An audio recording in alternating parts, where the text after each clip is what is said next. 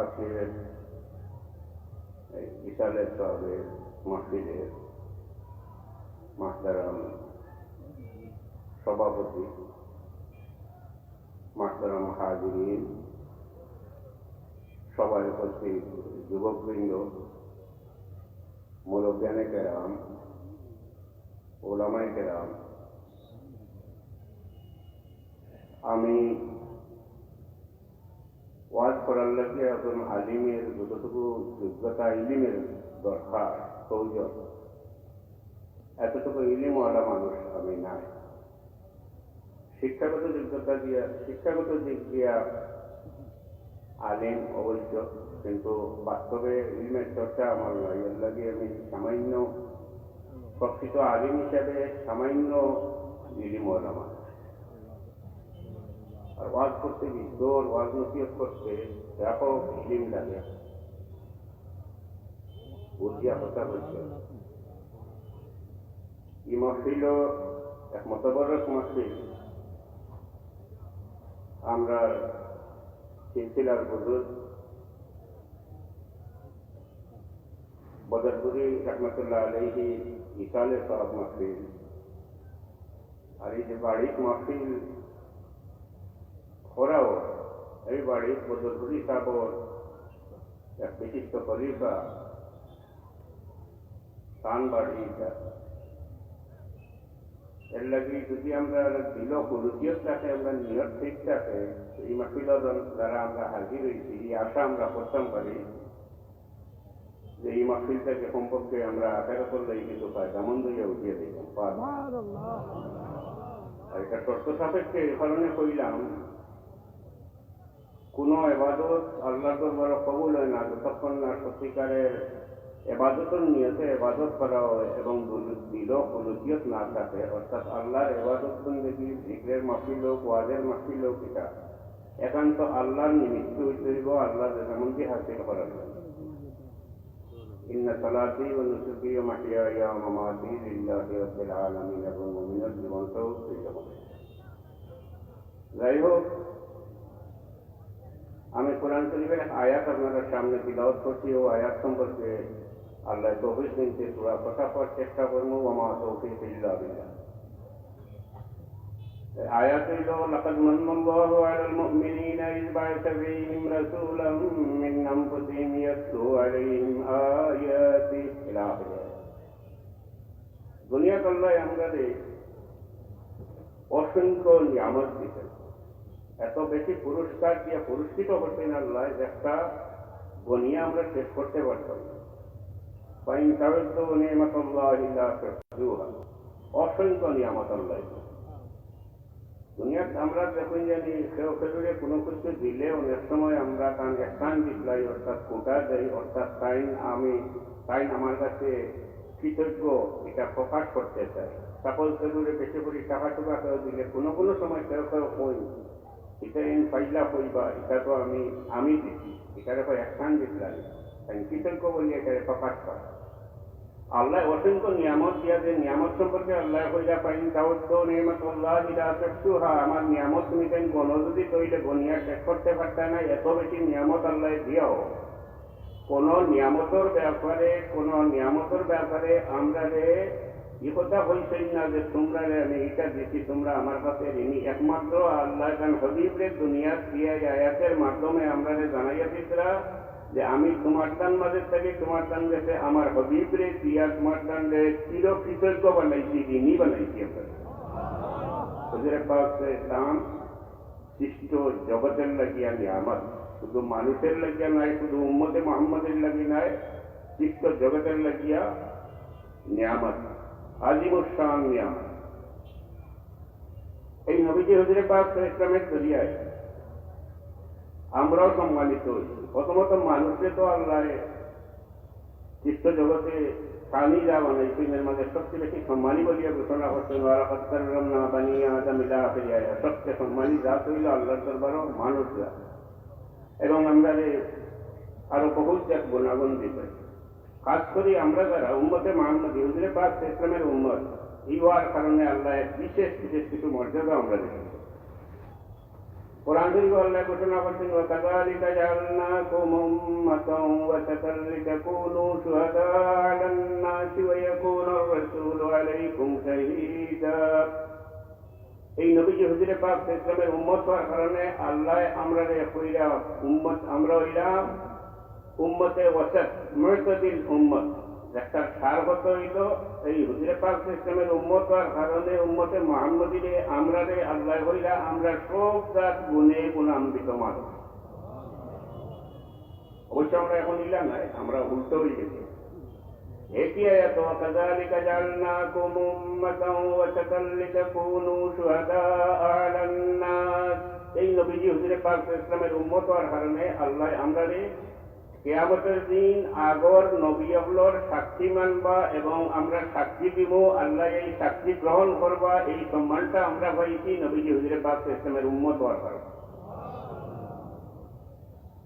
আরো হয়তো আল্লাহ ঘোষণা করলা কুনতুম খায়রা উম্মাতিন উখরিজাত লিন-নাসি তা'মুরুনা বিল মা'রুফি ওয়া তানহাউনা 'আনিল মুনকার। আমরারে আল্লাহ কইরা তার হাবিবের উম্মত আমরা যারা আছি, আমরারে আল্লাহ কইরা আমরা হইলাম খায়রে উম্মত, সবচেয়ে ভালো মানুষের দল। এবং আমরা উপরে আরো দায়িত্ব আল্লাহ দিলেন। একই আয়াত কুনতুম খায়রা উম্মাতিন উখরিজাত লিন-নাসি তা'মুরুনা বিল মা'রুফি ওয়া তানহাউনা 'আনিল মুনকার।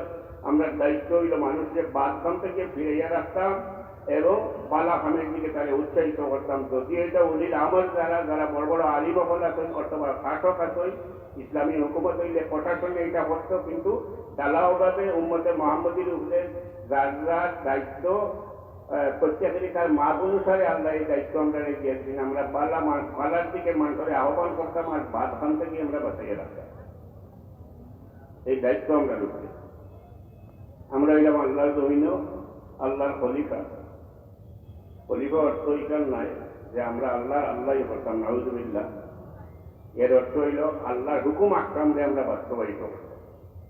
যাই হোক, মানুষ জাতিরে আল্লাহ এত সম্মান দিতেন, আমরা নিয়ামতও দিতেন, অসংখ্য নিয়ামত। মানব করে জন্ম দিতেন। গভীরভাবে এত চিন্তা করি যদি দেখি আর অকথা চিন্তা করি যে আমি এইটার উত্তর হইব আমি মানুষ, আর মানুষ চিন্তা করবো যখন, তখন যদি আমি আর একটু চিন্তা করি যে আল্লাহ চাইলে তো আমার এই প্রাণটারে মানুষ হিসাবে ইস্যু না করিয়া অন্য কোনো জন্তু বানাইয়া দিতে পারতাম, তখন আমি বুঝতাম পারবো যে আল্লাহ যে আমার মানব কুলে জন্ম দিতেন, মানুষ বানাইয়া দুনিয়া দিতেন, মানব কুলে জন্ম দিতেন, ও একটা মাত্র নিয়ামতের শুক্রিয়া জীবন ভর আল্লাহর সজ্জাত করিয়া আল্লাহর কাছে আল্লাহর দরবারে সজ্জাত করিয়া শুক্রিয়া আদায় করি, যদি তবর শুক্রিয়া আদায় দিত। আমরা নিয়ামত দিতেন মুখ, কথা হই, আমরা মুখ দিয়া কথা হই, বহুত বড় নিয়ামত। অনেক মানুষ দুনিয়াতে আইছে, তারে আল্লাহ মুখ দিতেন, কথা হওয়ার শক্তি নাই, বোবা করিয়া দুনিয়া দিতেন। অনেক মানুষ দুনিয়াতে দেখতে সুস্থ দেখা যায়, তার চোখের জ্যোতি নাই, জন্মগতভাবে অন্ধ, চোখ দিয়ে দেখতে পারে না। অনেক মানুষ আছে দেখতে দেখা যায় বালা, কিন্তু কান আছে, কানে বোঝে না। অর্থাৎ শরীরে বোবা করিয়া দিতেন, শরীরে অন্ধ করিয়া দিতেন, শরীরে কান্দা করিয়া দিতেন। এখন মানুষের বোবা করিয়া দিতেন, তার মনের যাতনাটা আপনি চিন্তা করেন, যদি তার লোকে আলাপ করেন, যদি বুঝতে পারবা যে কত বড় যাতনার মাঝে, কত বড় কষ্টের মাঝে আছে, তার কত ইচ্ছা, কতই না ইচ্ছা মানুষের সাথে কথা বলতেও, কিন্তু হওয়ার শক্তি নাই, বলতে পারেন না। আল্লাহ তারা এটা দিতেন, আমার দিতেন মুখ, কথা বললেন। এটা বহুত বড় নিয়ামত, মুখ যে কথা হইতাম। কথা হইতে গেলে দুই পথ আছে। এক পথ হইল, যেহেতু আমার মুখ স্বাধীন আছে, আমার নিজের মুখ, এটা দিয়ে আমি যেটা ইচ্ছা তা হইতে পারি, কেউ বাধা দিবার নাই, মুখে ধরতে পারতো না। এটা আসল মানুষও আমরা দেখা আছে যারা বাক স্বাধীনতার আর কি খুব উচ্চ পর্যায়ে প্রভাকাণ্ডা চালায়, প্রচার চালায়, তারা হইতে হয় যে মানুষের মুখের স্বাধীনতা আছে, যেটা ইচ্ছা ওটা হইতে পারে। বাবা ইলা নাই, স্বাধীনতায় ব্যক্রম আছে। মানুষের স্বাধীনতা আর পশুর স্বাধীনতার মধ্যে তফাৎ আছে।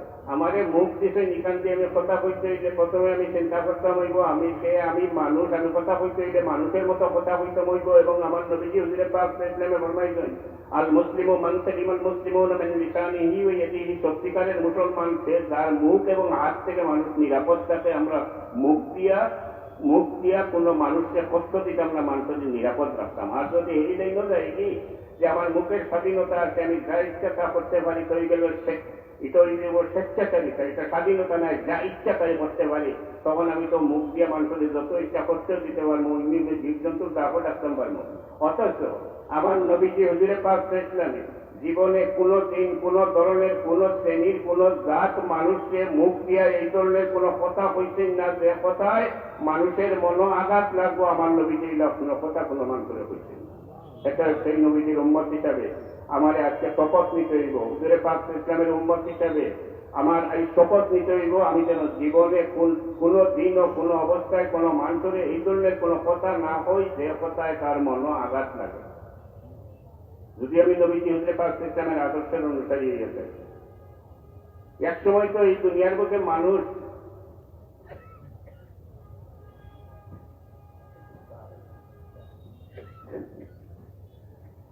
মানুষের মধ্যে সবচেয়ে ভালো মানুষ হচ্ছিল মুসলমান জাতি।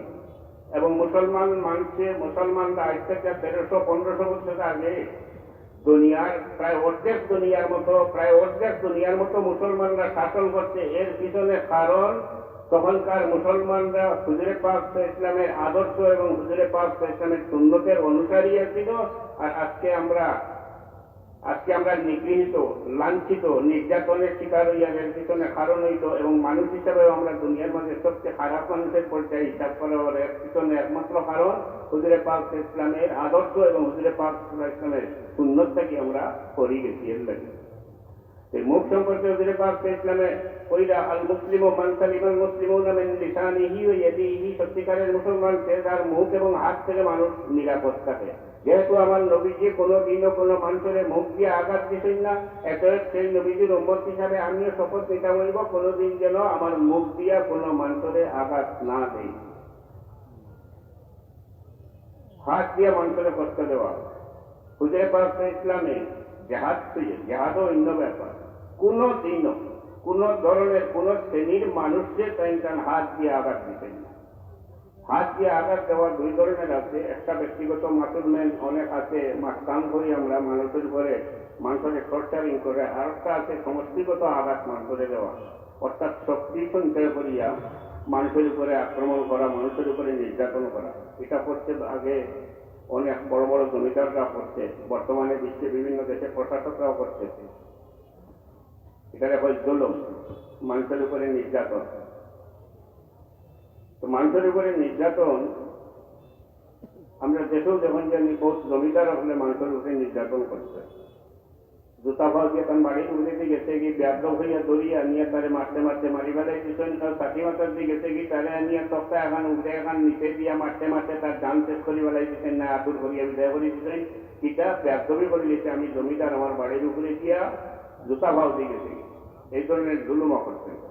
এই ধরনের জুলুম যারা মানুষের উপরে করছে শক্তি পাইয়া, এরা বাড়ি বড় নিপাত হয়েছে, ধ্বংস হয়ে গেছে, বংশ ধ্বংস হয়ে গেছে। এমনকি অনেক বাড়ি আছে যেটা বাড়ির মাটি পর্যন্ত গাছ হয় না, কারণ এই জুলুমের শিকার যখন মানুষ হয়েছে, সে যদি হিন্দু হইয়া তাকে ঈশ্বর হইয়া তখন চোখের ভাঙি দাঁড়িয়েছে আল্লাহর আরশ পর্যন্ত তারি করিয়া দিয়া বসে গেছে। এবং মুসলমান হইয়া তাকে যদি ইয়া আল্লাহ হইয়া তখন ফরিয়াদ করছে, তার চোখের ভাঙি জড়িয়া করছে, আল্লাহর আরশ পর্যন্ত লাগতেছে। কাম দুনিয়া আগেরা সব জমিদারের সব সবাই করিয়া দিয়েছে।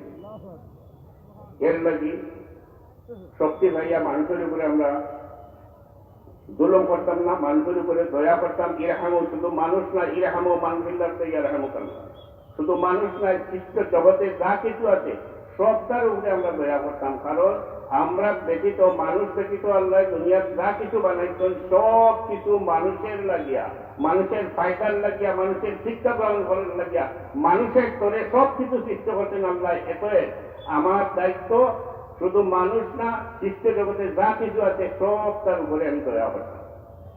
ফায়দার ব্যাপার যেমন ধরেন বিষাক্ত সাপ আছে, আমরা মারি, হ্যাঁ এটা মন্ত্রী আমরা মারতে চাই, আমরা মারি। কিন্তু এই বিষাক্ত সাপর বিষ দিয়া ও মানুষ জাতন লাগিয়ে মেডিকেল সায়েন্স মোতাবেক অত্যন্ত গুরুত্বপূর্ণ মূল্যবান অনেক ঔষধ বানানি ও সাতটা বললে আমরা ভাইকাল লাগি বানাই সবটা আমরা ভাইকাল লাগি আমি মাঝে মধ্যে একটা মিশাল দিই হিকবার লাগি বারানি সাথে কিনে নিয়ে খাট টুকরো হয়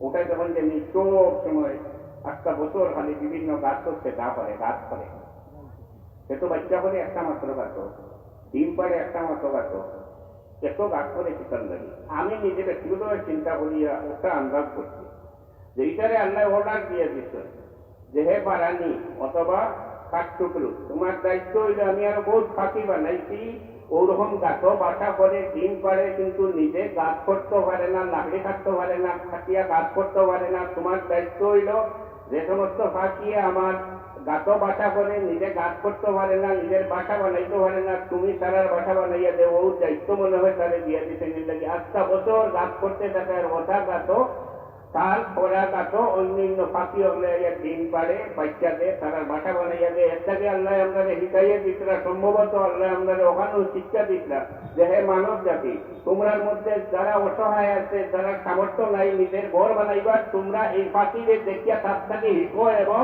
গরিব মানুষের ঘর বানাইয়া দেবো আল্লাহ ওটা হিকাইয়া দেয় অনেক জিনিস এটা নিয়ে সৃষ্টি নিয়ে চিন্তা করলে অনেক কিছু বোঝা গেছে দেখো আমরা টেঙ্গা পাই আমরা মিঠা পাই আল্লাহ আমরা এত মায়া করই এই টেঙ্গা খাই মিঠা খাই এটাও আল্লাহ জানেন আপনার ঘরের সামনে দুইটা গাছ দিচ্ছেন একটা কমলার গাছ দিচ্ছেন একটা আমড়ার গাছ দিচ্ছেন দুইও গাছরে আল্লাহ অর্ডার দিয়ে দিচ্ছেন হ্যাঁ কমলার গাছ আমার বন্ধায় মিঠা খায় তুমি এই মাটির রস নিয়ে তার লাগে মিঠা ফল বানাইয়া দেও আমরার গাছরে অর্ডার দিচ্ছেন আমার বন্ধায় টেঙ্গা খায় তুমি একই মাটির ফল নিয়ে আমার বন্ধুর লাগে টেঙ্গা ফল বানাইয়া দেও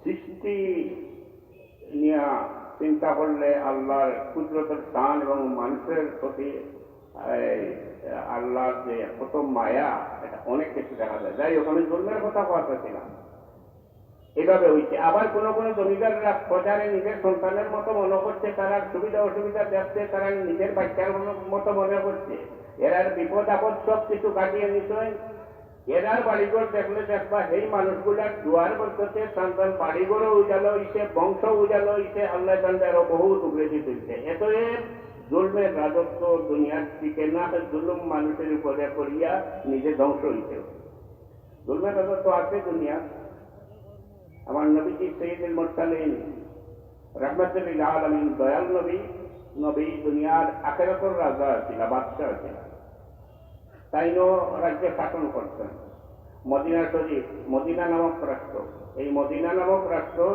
তিন জাত মানুষ ছিল ইহুদি মানুষ ছিল পৌত্তলিক মানুষ ছিল মুসলমান মানুষ ছিল দয়াল নবী হুজুরে পাক ইসলামের সংবিধান রচনা করতে গিয়া এই সবর লগে পরামর্শ করিয়া দেখো একটা ধারা লেখছিল এর মাঝে গুরুত্বপূর্ণ ধারা হইল সংবিধানের ধারার মধ্যে একটা ধারা ছিল যে আমার এই রাজত্ব যারা বাস করে অর্থাৎ ইহুদি এবং মুসলমান এবং পৌত্তলিক তিন ধরনের মানুষের সমান অধিকার তারপর একটার কাছে খাউরেও কোনো অধিকার থেকে বঞ্চিত করা হইত না দয়াল নবীর সংবিধানের দ্বারা এবং ধর্ম সম্পর্কে আসছিল যে প্রত্যেকে নিজ নিজ ধর্ম স্বাধীনভাবে পালন করত আজকে কি এইসব আছে নাই সেই দেশ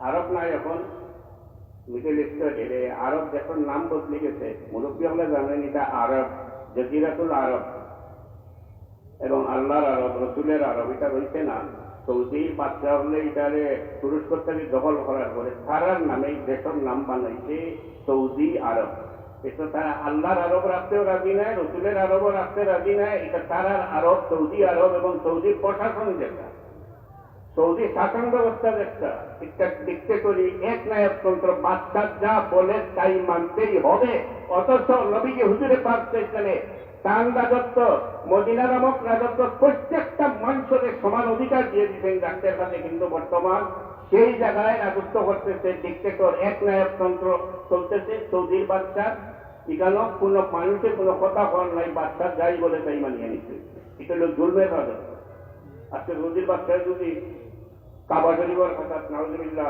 কয়টা সিনেমা হল বানায় সৌদির টাকা মানুষের দিকে নিজে ইতিহাস জানি বানায় কোন মুমিন মুসলমানের যদি সৌদির রাস্তাত বাড়াইয়া হইল আল্লাহর ঘরের খান্দাত তুমি এটা করতে পার, এটা তো ঠিক হইছে না, বাচ্চা এটা করা ঠিক হইছে না, বাস্তবে তো ঠিক নাই। পাঁচ জমি কাবায়তুল্লাহ খাতার সিনেমা হল বানাইছে, এগুলো তো বিলকুল কবিরা গুনার কাম করছে, কিন্তু এই কথা আপনি কোয়ার পরে বাচ্চার খানো যাইব, যাওয়ার পরে আপনি হয়তো কাতল হইবা নাই ঘুম হয়ে যাবা, হয়তো আপনার দোকানি হয়ে যাব, জিন্দগির লেগে আর কেউ হয়তো না আপনার হত্যা করে দিব। এই ধরনের জালিম এরা জুলমের বাচ্চা। তবে এরা এটা জানিয়ে রাখা উচিত, দুনিয়ার বুঝে যারা ক্ষমতা হইয়া মানুষের অধিকারের উপরে হস্তক্ষেপ করে, মানুষের বাকস্বাধীনতার উপরে হস্তক্ষেপ করে, মানুষের মৌলিক অধিকারের উপরে হস্তক্ষেপ করে, মানবতার উপরে হস্তক্ষেপ করে, এই সমস্ত নতিজা অত্যন্ত ভয়াবহ। আল্লাহর একটা নাম হইল রহমান রহিম, দয়ালু দয়াবান আল্লাহ, আর বিলকুল এর উল্টা একটা নাম আছে কাফার, কোন দয়া নাই, কোন মায়া নাই, কোন ছাড় নাই। আল্লাহর আরেকটি নাম হইল কাফার। কিয়ামতের দিন এই ধরনের জালিম প্রশাসক যারা মানুষের উপরে নির্যাতন চালায়, মানুষের মৌলিক অধিকারের উপরে হস্তক্ষেপ করে, কিয়ামতের দিন আল্লাহ এরা ডাকিরা এই নাম দিয়া আল্লাহ ডাকিরা লিল্লাহ লিমানিল মুলকুল ইয়াউম, হে জালিম বাদশাহগণ, যারা ক্ষমতা হইয়া মানুষের উপরে জুলুম করতো, তোমরা ওই তোমরা বাদশাহী ওই জবাব দেওয়ার কেউ থাকতো নাই, আল্লাহ নিজের জবাব দিবা। জানিয়ে রাখো লিল্লাহিল ওয়াহিদিল কাহ্হার, এই লিল্লাহিল ওয়াহিদিল কাহ্হার, আজকে সেই আল্লাহ বাদশাহী যে আল্লাহ এই ধরনের জালিমদের সামান্যতম চাট দেওয়া নয়, কঠোর শাস্তি দেওয়া দেয় আল্লাহ, সেই আল্লাহ বাদশাহী। এতএব আমি দয়াল নবীর উম্মত, আমার মনে রাখতে হইব ওয়ামা আরসালনাকা ইল্লা রাহমাতাল লিল আলামিন, আল্লাহ রহমান রহিম আর হুজুরে পাক সাল্লাল্লাহু আলাইহি ওয়া রাহমাতুল লিল আলামিন, সৃষ্ট জগতের লাগিয়া রহমত। এতএব আমিও মানুষের উপরে দয়া করতাম, জুলুম করতাম না। সাল্লাল্লাহু আলা সাইয়্যিদিনা ওয়া মাওলানা মুহাম্মদ ওয়া আলা আলিহি ওয়া আসহাবিহি ওয়া সাল্লাম। সাল্লাল্লাহু আলা সাইয়্যিদিনা ওয়া মাওলানা মুহাম্মদ ওয়া আলা আলিহি ওয়া আসহাবিহি ওয়া সাল্লাম। দয়াল নবী দয়াল একটু দৃষ্টান্ত দিই। হুজুরে পাক সাল্লাল্লাহু মক্কা শরীফ যখন আদানিতের প্রচার আরম্ভ করলাম, আল্লাহর একত্ববাদের প্রচার, তৌহিদের প্রচার, কুরাইশরা বিদ্রোহ করল, বিরুদ্ধে গেল। এমন কোন নির্যাতন নাই একটা নবীকে হুজুরে পাক সাল্লাল্লাহু উপরে করা হয়েছে না, শারীরিক এবং মানসিক নির্যাতন, অস্বাভাবিক নির্যাতন করা হয়েছে, সাহাবায়ে কেরামের উপরে অস্বাভাবিক নির্যাতন করা হয়েছে। হযরত বিলাল রাদিয়াল্লাহু আনহু উমাইয়া উত্তপ্ত আগুনের মতো গরম বালুর উপরে উঠাইয়া, উপরে আগুনের টুকরা আগুনের আংরা তুলিয়া, এর উপরে পাথর তুলিয়া হযরত বিলাল রাদিয়াল্লাহু আনহু শাস্তি দিতে। এমত অবস্থায় হযরত বিলাল রাদিয়াল্লাহু আনহু এক শব্দই বলতে থাকেন আহাদুন আহাদুন, আল্লাহ এক, আল্লাহ। ইসলাম ত্যাগের ধর্ম, ত্যাগ স্বীকার করতে হবে। ইব্রাহিম আলাইহিস সালামের ত্যাগ স্বীকার করছিল, আল্লাহ সবটা যতটা চাইছিল আল্লাহ দিয়ে দিচ্ছে, ত্যাগের ধর্ম। নবীজি হুজুরে পাক সাল্লাল্লাহু আলাইহি ওয়াসাল্লাম এক পর্যায়ে তারা যখন কামাইতে পারলো না, প্রস্তাব দিল যে হে মুহাম্মদ, তুমি আমরা লোকে হাফুজ করিলাম, 1 বছর তোমার লগইয়া আমরা আল্লাহর ইবাদত করবো, আর তুমি পরের 1 বছর আমরা লগইয়া আমরা মসজিদ পূজা করবা, এইভাবে মিলিয়া মিশিয়ে চলে যাই। কি সুন্দর প্রস্তাব, দইওয়ালা দুধওয়ালা। এটা প্রস্তাব এখনো আছে, অনেকে মানে হুজুরগুলোর মাঝে মানিয়া চলে যায়। দইওয়ালা দুধওয়ালা এই প্রস্তাব দিল। হুজুরে পাক ইসলামে কোনো জবাব দিল না। হুজুরে পাক ইসলাম নীরব হয়ে গেল, কারণ তার জবাব পাইবার জায়গা আছে। আমরা নবীজি তো উম্মি, নবিয়াল উম্মি, কোনো ইউনিভার্সিটি পড়িয়েছেন না, কলেজ মাদ্রাসা এটা কিছু পড়িয়েছেন না, পড়তে দিতেন না আল্লাহ। কারণ হুজুরে পাক ইসলাম এটা সৈয়দুল বাশার, কোন একটা মানুষেরও ছাত্র হইতে পারেন না, আল্লাহ তাকে ছাত্র হইতে দিতেন না। আর স্বয়ং আল্লাহ তার নিজের ছাত্র বানাইয়া রাখতেন। আমার নবীজির উস্তাদ সরাসরি স্বয়ং আল্লাহ আমার নবীজির উস্তাদ। ওয়ামা ইয়ানতিকু আনিল হাওয়া ইন হুয়া ইল্লা ওয়াহয়ুন ইউহা। আমার নবীজির যেটা হইতা সেইটা আল্লাহ নিজে হইয়া দিতা, নবীজির উস্তাদ আল্লাহ হইয়া দিতা, তখন আমার নবীজির প্রস্তাব হইতা। তারা এই প্রস্তাব দেওয়ার পরে হুজুরে পাক ইসলাম নীরব হয়ে গেল, যে সূরা কুলিয়া নাযিল হইল, কুলিয়া আইয়ুল কাফিরুনা লা আ'বুদু মা তা'বুদুন ইলা আখিরিস সূরা। এরপরে যখন তারা দেখলো তোর সামলাইতে পারেন না, তারা প্রস্তাব দিল যে হে মুহাম্মদ, তোমারে আমরা রাজা মানবো, বাদশা মানবো, তখনকার সময় কিন্তু আরবও গোত্রের নেতা হওয়া বহুত বড় কথা ছিল। গোত্রের গোষ্ঠী গোষ্ঠী মাইল হইয়া শত শত মানুষ মত নেতৃত্ব হইবার ওখানে তারা সমস্ত আরবর রাজা মানতে তারা প্রস্তুত হইল, প্রস্তাব দিল যে তোমারে আমরা রাজা মানবো, তুমি যত ধন চাইবে, ধন দৌলত চাইবে দিমো, তুমি যত সুন্দরী বেটি বিয়া করতে চাইবে তোমারে দিন, তুমি এটার থেকে বিরত হইল। হুজুরে পাক ইসলামে উত্তর দিছিলাম যে এক হাতও যদি আমার চাঁদ আনিয়ে দেওয়া যায় আর এক হাতও সূর্য আনিয়ে দেওয়া যায়, আমি এই বাতিলের সাথে আপুস করতাম না। আমি যে আল্লাহর ওয়াহদানিয়তের প্রচারও আছি থাকবো, কারণ কোন দিনও সত্য এবং মিথ্যার মধ্যে আপুস হইতে পারে না, হক এবং বাতিলের মধ্যে আপুস হইতে পারে না, আলো এবং আন্ধারের মধ্যে আপুস হইতে পারে না। যেটা খুব দৃঢ়ভাবে আল্লামা সাহেব কিবলা ফুলতলির মধ্যে আসিল, তার জীবনে অনেক কিছু তার মাথার উপর দিয়ে গেছে, এমনকি এক পর্যায়ে তাদের জানে বাড়ি দেওয়ার চেষ্টা করা হয়েছে। আল্লাহর বান্দা আল্লামা সাহেব কিবলা ফুলতলি রহমতুল্লাহ আলাইহি দৃঢ়ভাবে হকের উপরে সাবেক কদম রয়েছেন, বিক্ষত হয়েছেন। হুজুরে পাক ইসলাম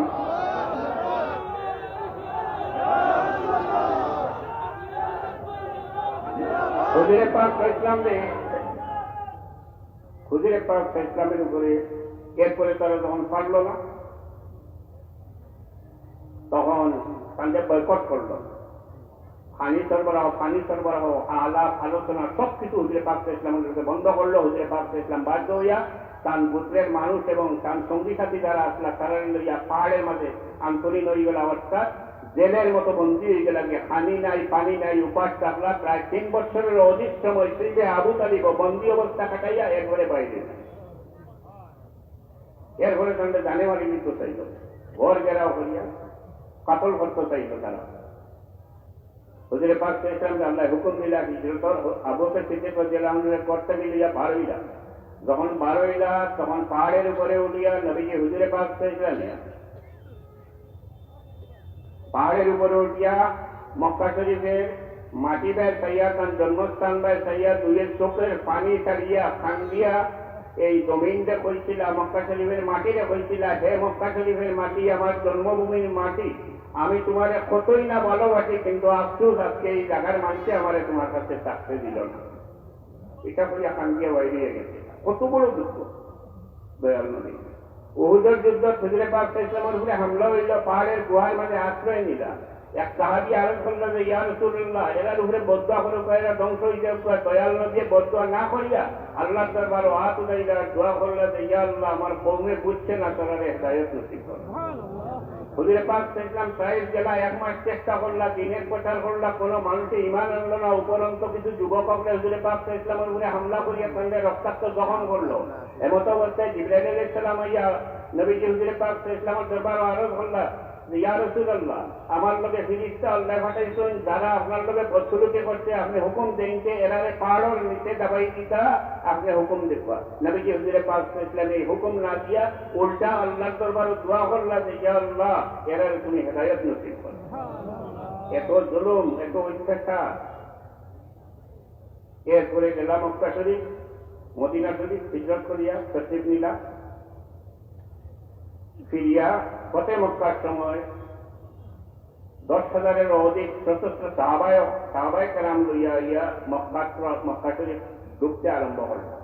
এই যে তখন হুজুরে পাক ইসলামের লগে যে সমস্ত সাহাবায়ে কেরাম আসলা, সবই আসলা অস্ত্র শস্ত্র লইয়া, সশস্ত্র সাহাবায়ে কেরাম।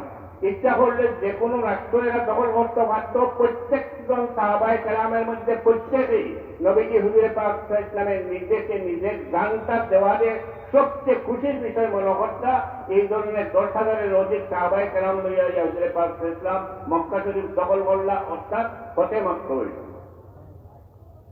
দুনিয়ার কোন বাচ্চা হইলে তো এই সময় অর্ডার দিলাম যে আমার লোকে যারা বদসলুকি করছে, আমার সঙ্গী সাথী হলকে যারা নির্যাতন করছে, নির্যাতন চালাইছে, আমার ধর্ম প্রচারে যারা বিঘ্ন সৃষ্টি করছে, সবরে হত্যা করা হইলেও নির্দেশ দিলাম অতি অবশ্যই।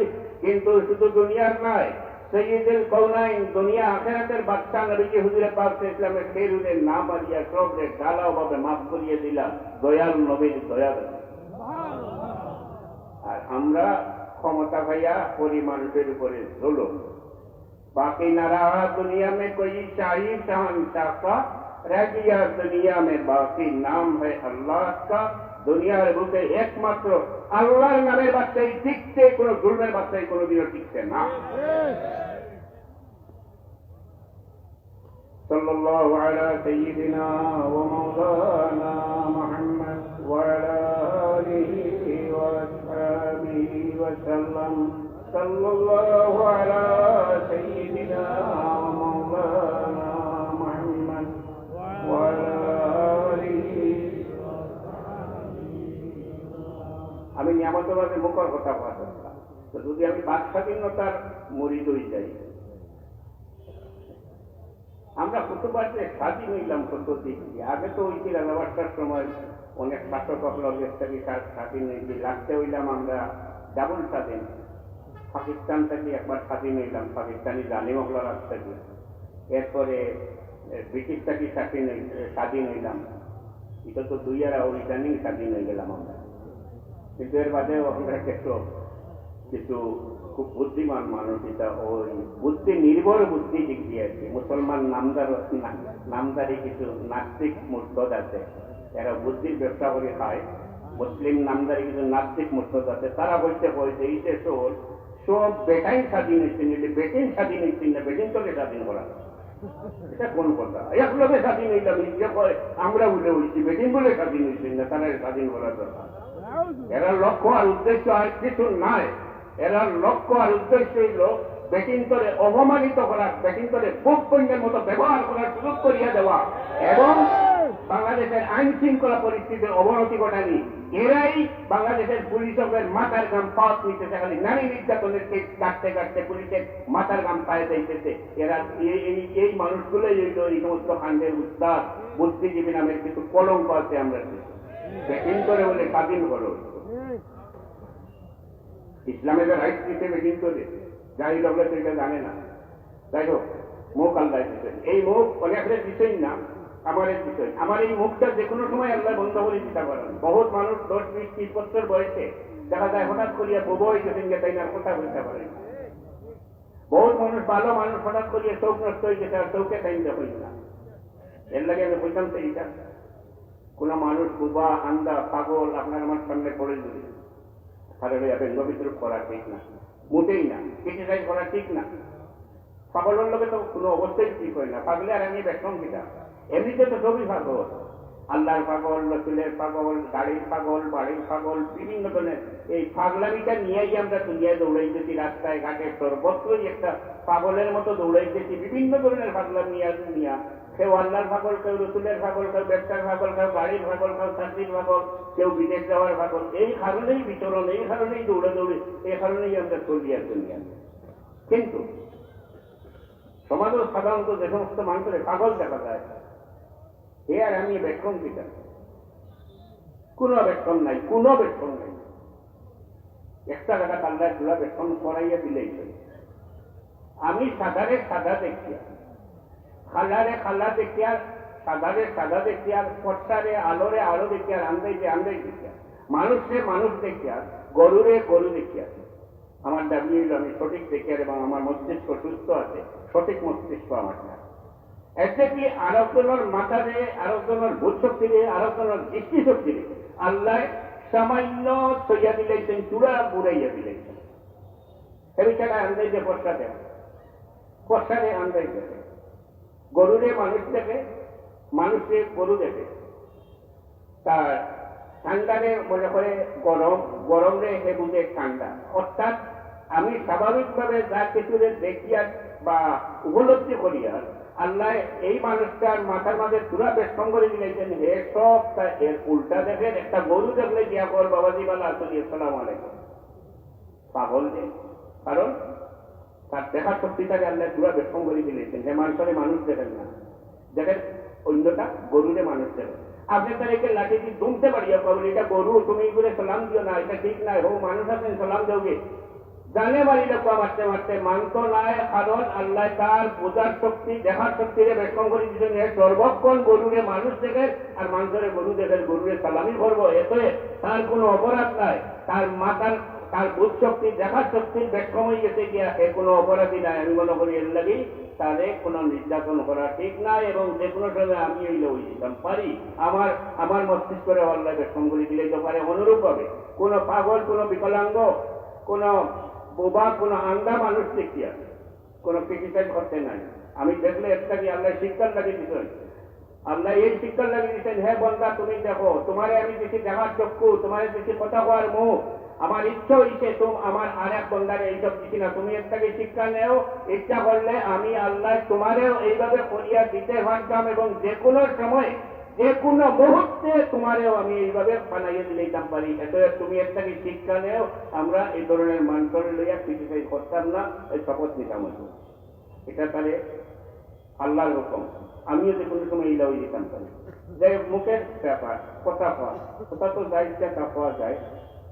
হবুর মুড়িতেই গেলে স্বাধীনতার জেলাদের দিকে যেটা ইচ্ছা তা হইতে পারবো, তবে কথা হইতে আমি চিন্তা করতে হইব আমি স্বাধীন বটে সর্বক্ষেত্রেই আমি স্বাধীন, কথা বলার ক্ষেত্রেও আমি স্বাধীন, কিন্তু আমি কে? আমি মানুষ, আমি সর্বক্ষেত্রে, বিশেষত কথা হওয়ার ক্ষেত্রে, কথা বলতে গেলে আমি যখন মানুষ, আমি মনুষ্যত্বের গণ্ডির ভিতরে থাকতাম হইব, এর বারে যাইকি যদি, অর্থাৎ মানুষের যেটা হওয়া ঠিক হয় না এর বারে যাইকি যদি, তাহলে আমি মনুষ্যত্বের গণ্ডির বারে গেলাম কি, আমি কঠোর স্বাধীনতা গেলাম কি। স্বাধীনতা দুই ধরনের, মানুষের স্বাধীনতা সবসময় মনুষ্যত্বের গণ্ডির ভিতরে থাকতে হইব, কঠোর স্বাধীনতার কোনো লিমিট নাই। একটা গরুরে স্বাধীন করিয়া দেখো, বিশাল টাইপের গরু হয় যদি, তাহলে আপনি তারে কলার রসি কাটিয়া দেখো, সে দৌড়ে উঠবো, আপনার টান খাইব, বাচ্চা মারবো, ঘর ভাঙিব, বিকাল হইলে তারে টুকাই বাইতে নাই, হয়তো বাটেরা পর্যন্ত দৌড়ানি রাখবো, কারণ হে জানে হে স্বাধীন হয়ে গেছে, তারে কিছু আটকাই রাখতে পারতো না। কিন্তু একটা মানুষ স্বাধীন হইলে কথা বলার ক্ষেত্রে, চলাফেরার ক্ষেত্রে, আচার আচরণের ক্ষেত্রে, সর্বক্ষেত্রে সর্বক্ষণ মনে রাখতে হইব আমি মানুষ, আমি মনুষ্যত্বের গণ্ডির ভিতরে যাইতাম না। এই স্বাধীনতা লইয়া যদি এর বারে যাই কি, এটা স্বাধীনতা হইত না, এটা হইব স্বেচ্ছাচারিতা, আমি প্রচুর পর্যায়ে যাইব। জবান দিয়া যা ইচ্ছা তা পয়সা আল্লাহ তো লাগাইয়া দিছে, নিজে তালাক্কাল মুতালাক্কিয়ানি আনিল ইয়ামিনি ওয়া আনিশ শিমালি কাঈদ মা ইয়ালফিযু মিন কাওলিন ইল্লা লাদাইহি রাকীবুন আতীদ। আমরা মুখ থেকে যখনই যে কোনো কথা বাইর করি, বালা কোনো কথা কইলে ডান দিকে এখন ফিরিস্তা আসেন, ইটারের লেখইন, আর বাদ কোনো কথা কইলে বাম দিকে এখন ফিরিস্তা আসেন, সাথে সাথে রেডি লাইন। এত এই ব্যাপারে আমি সতর্কতা করলাম। খাস করে আমার নবীজি হুজুর পাক ইসলামে কোন শ্রেণীর মানুষকে কোনোদিনও তার জবান মোবারক দিয়ে কোনো আঘাত দিতেন। হুজুর পাক ইসলামের আরেকটা আদর্শ এই নিয়ামতের, খাদিমা হল আসলা এগুলো হওয়া ঠিক নাই, তবু আমি কইয়ার বুঝার লাগে, অর্থাৎ খামলা মানুষ আসলা। আমরা দেখি চাই নবীজি হুজুর পাক ইসলামে খামলা হলের লোক কি সুলভ করতাম, খাদিমা হলের লোক। নবীজি হুজুর পাক ইসলামে তার খাদিম যারা আসলা এরা অন্তর দিয়া নিজের আপন হিসাবে গ্রহণ করিয়া নিয়েছিল। হুজুর পাক ইসলামের শুধু বাচ্চা নয়, দুনিয়া আখেরাতের বাচ্চা, মানব জাতির সরকার, কিন্তু তাই তাং খাদিম হলের লগে নিজে খাইতা, তারারে লইয়া এক লগে খানা খাইতা, তারা যেটা দরকার হওয়ার আগে তাই দিয়া দিতা।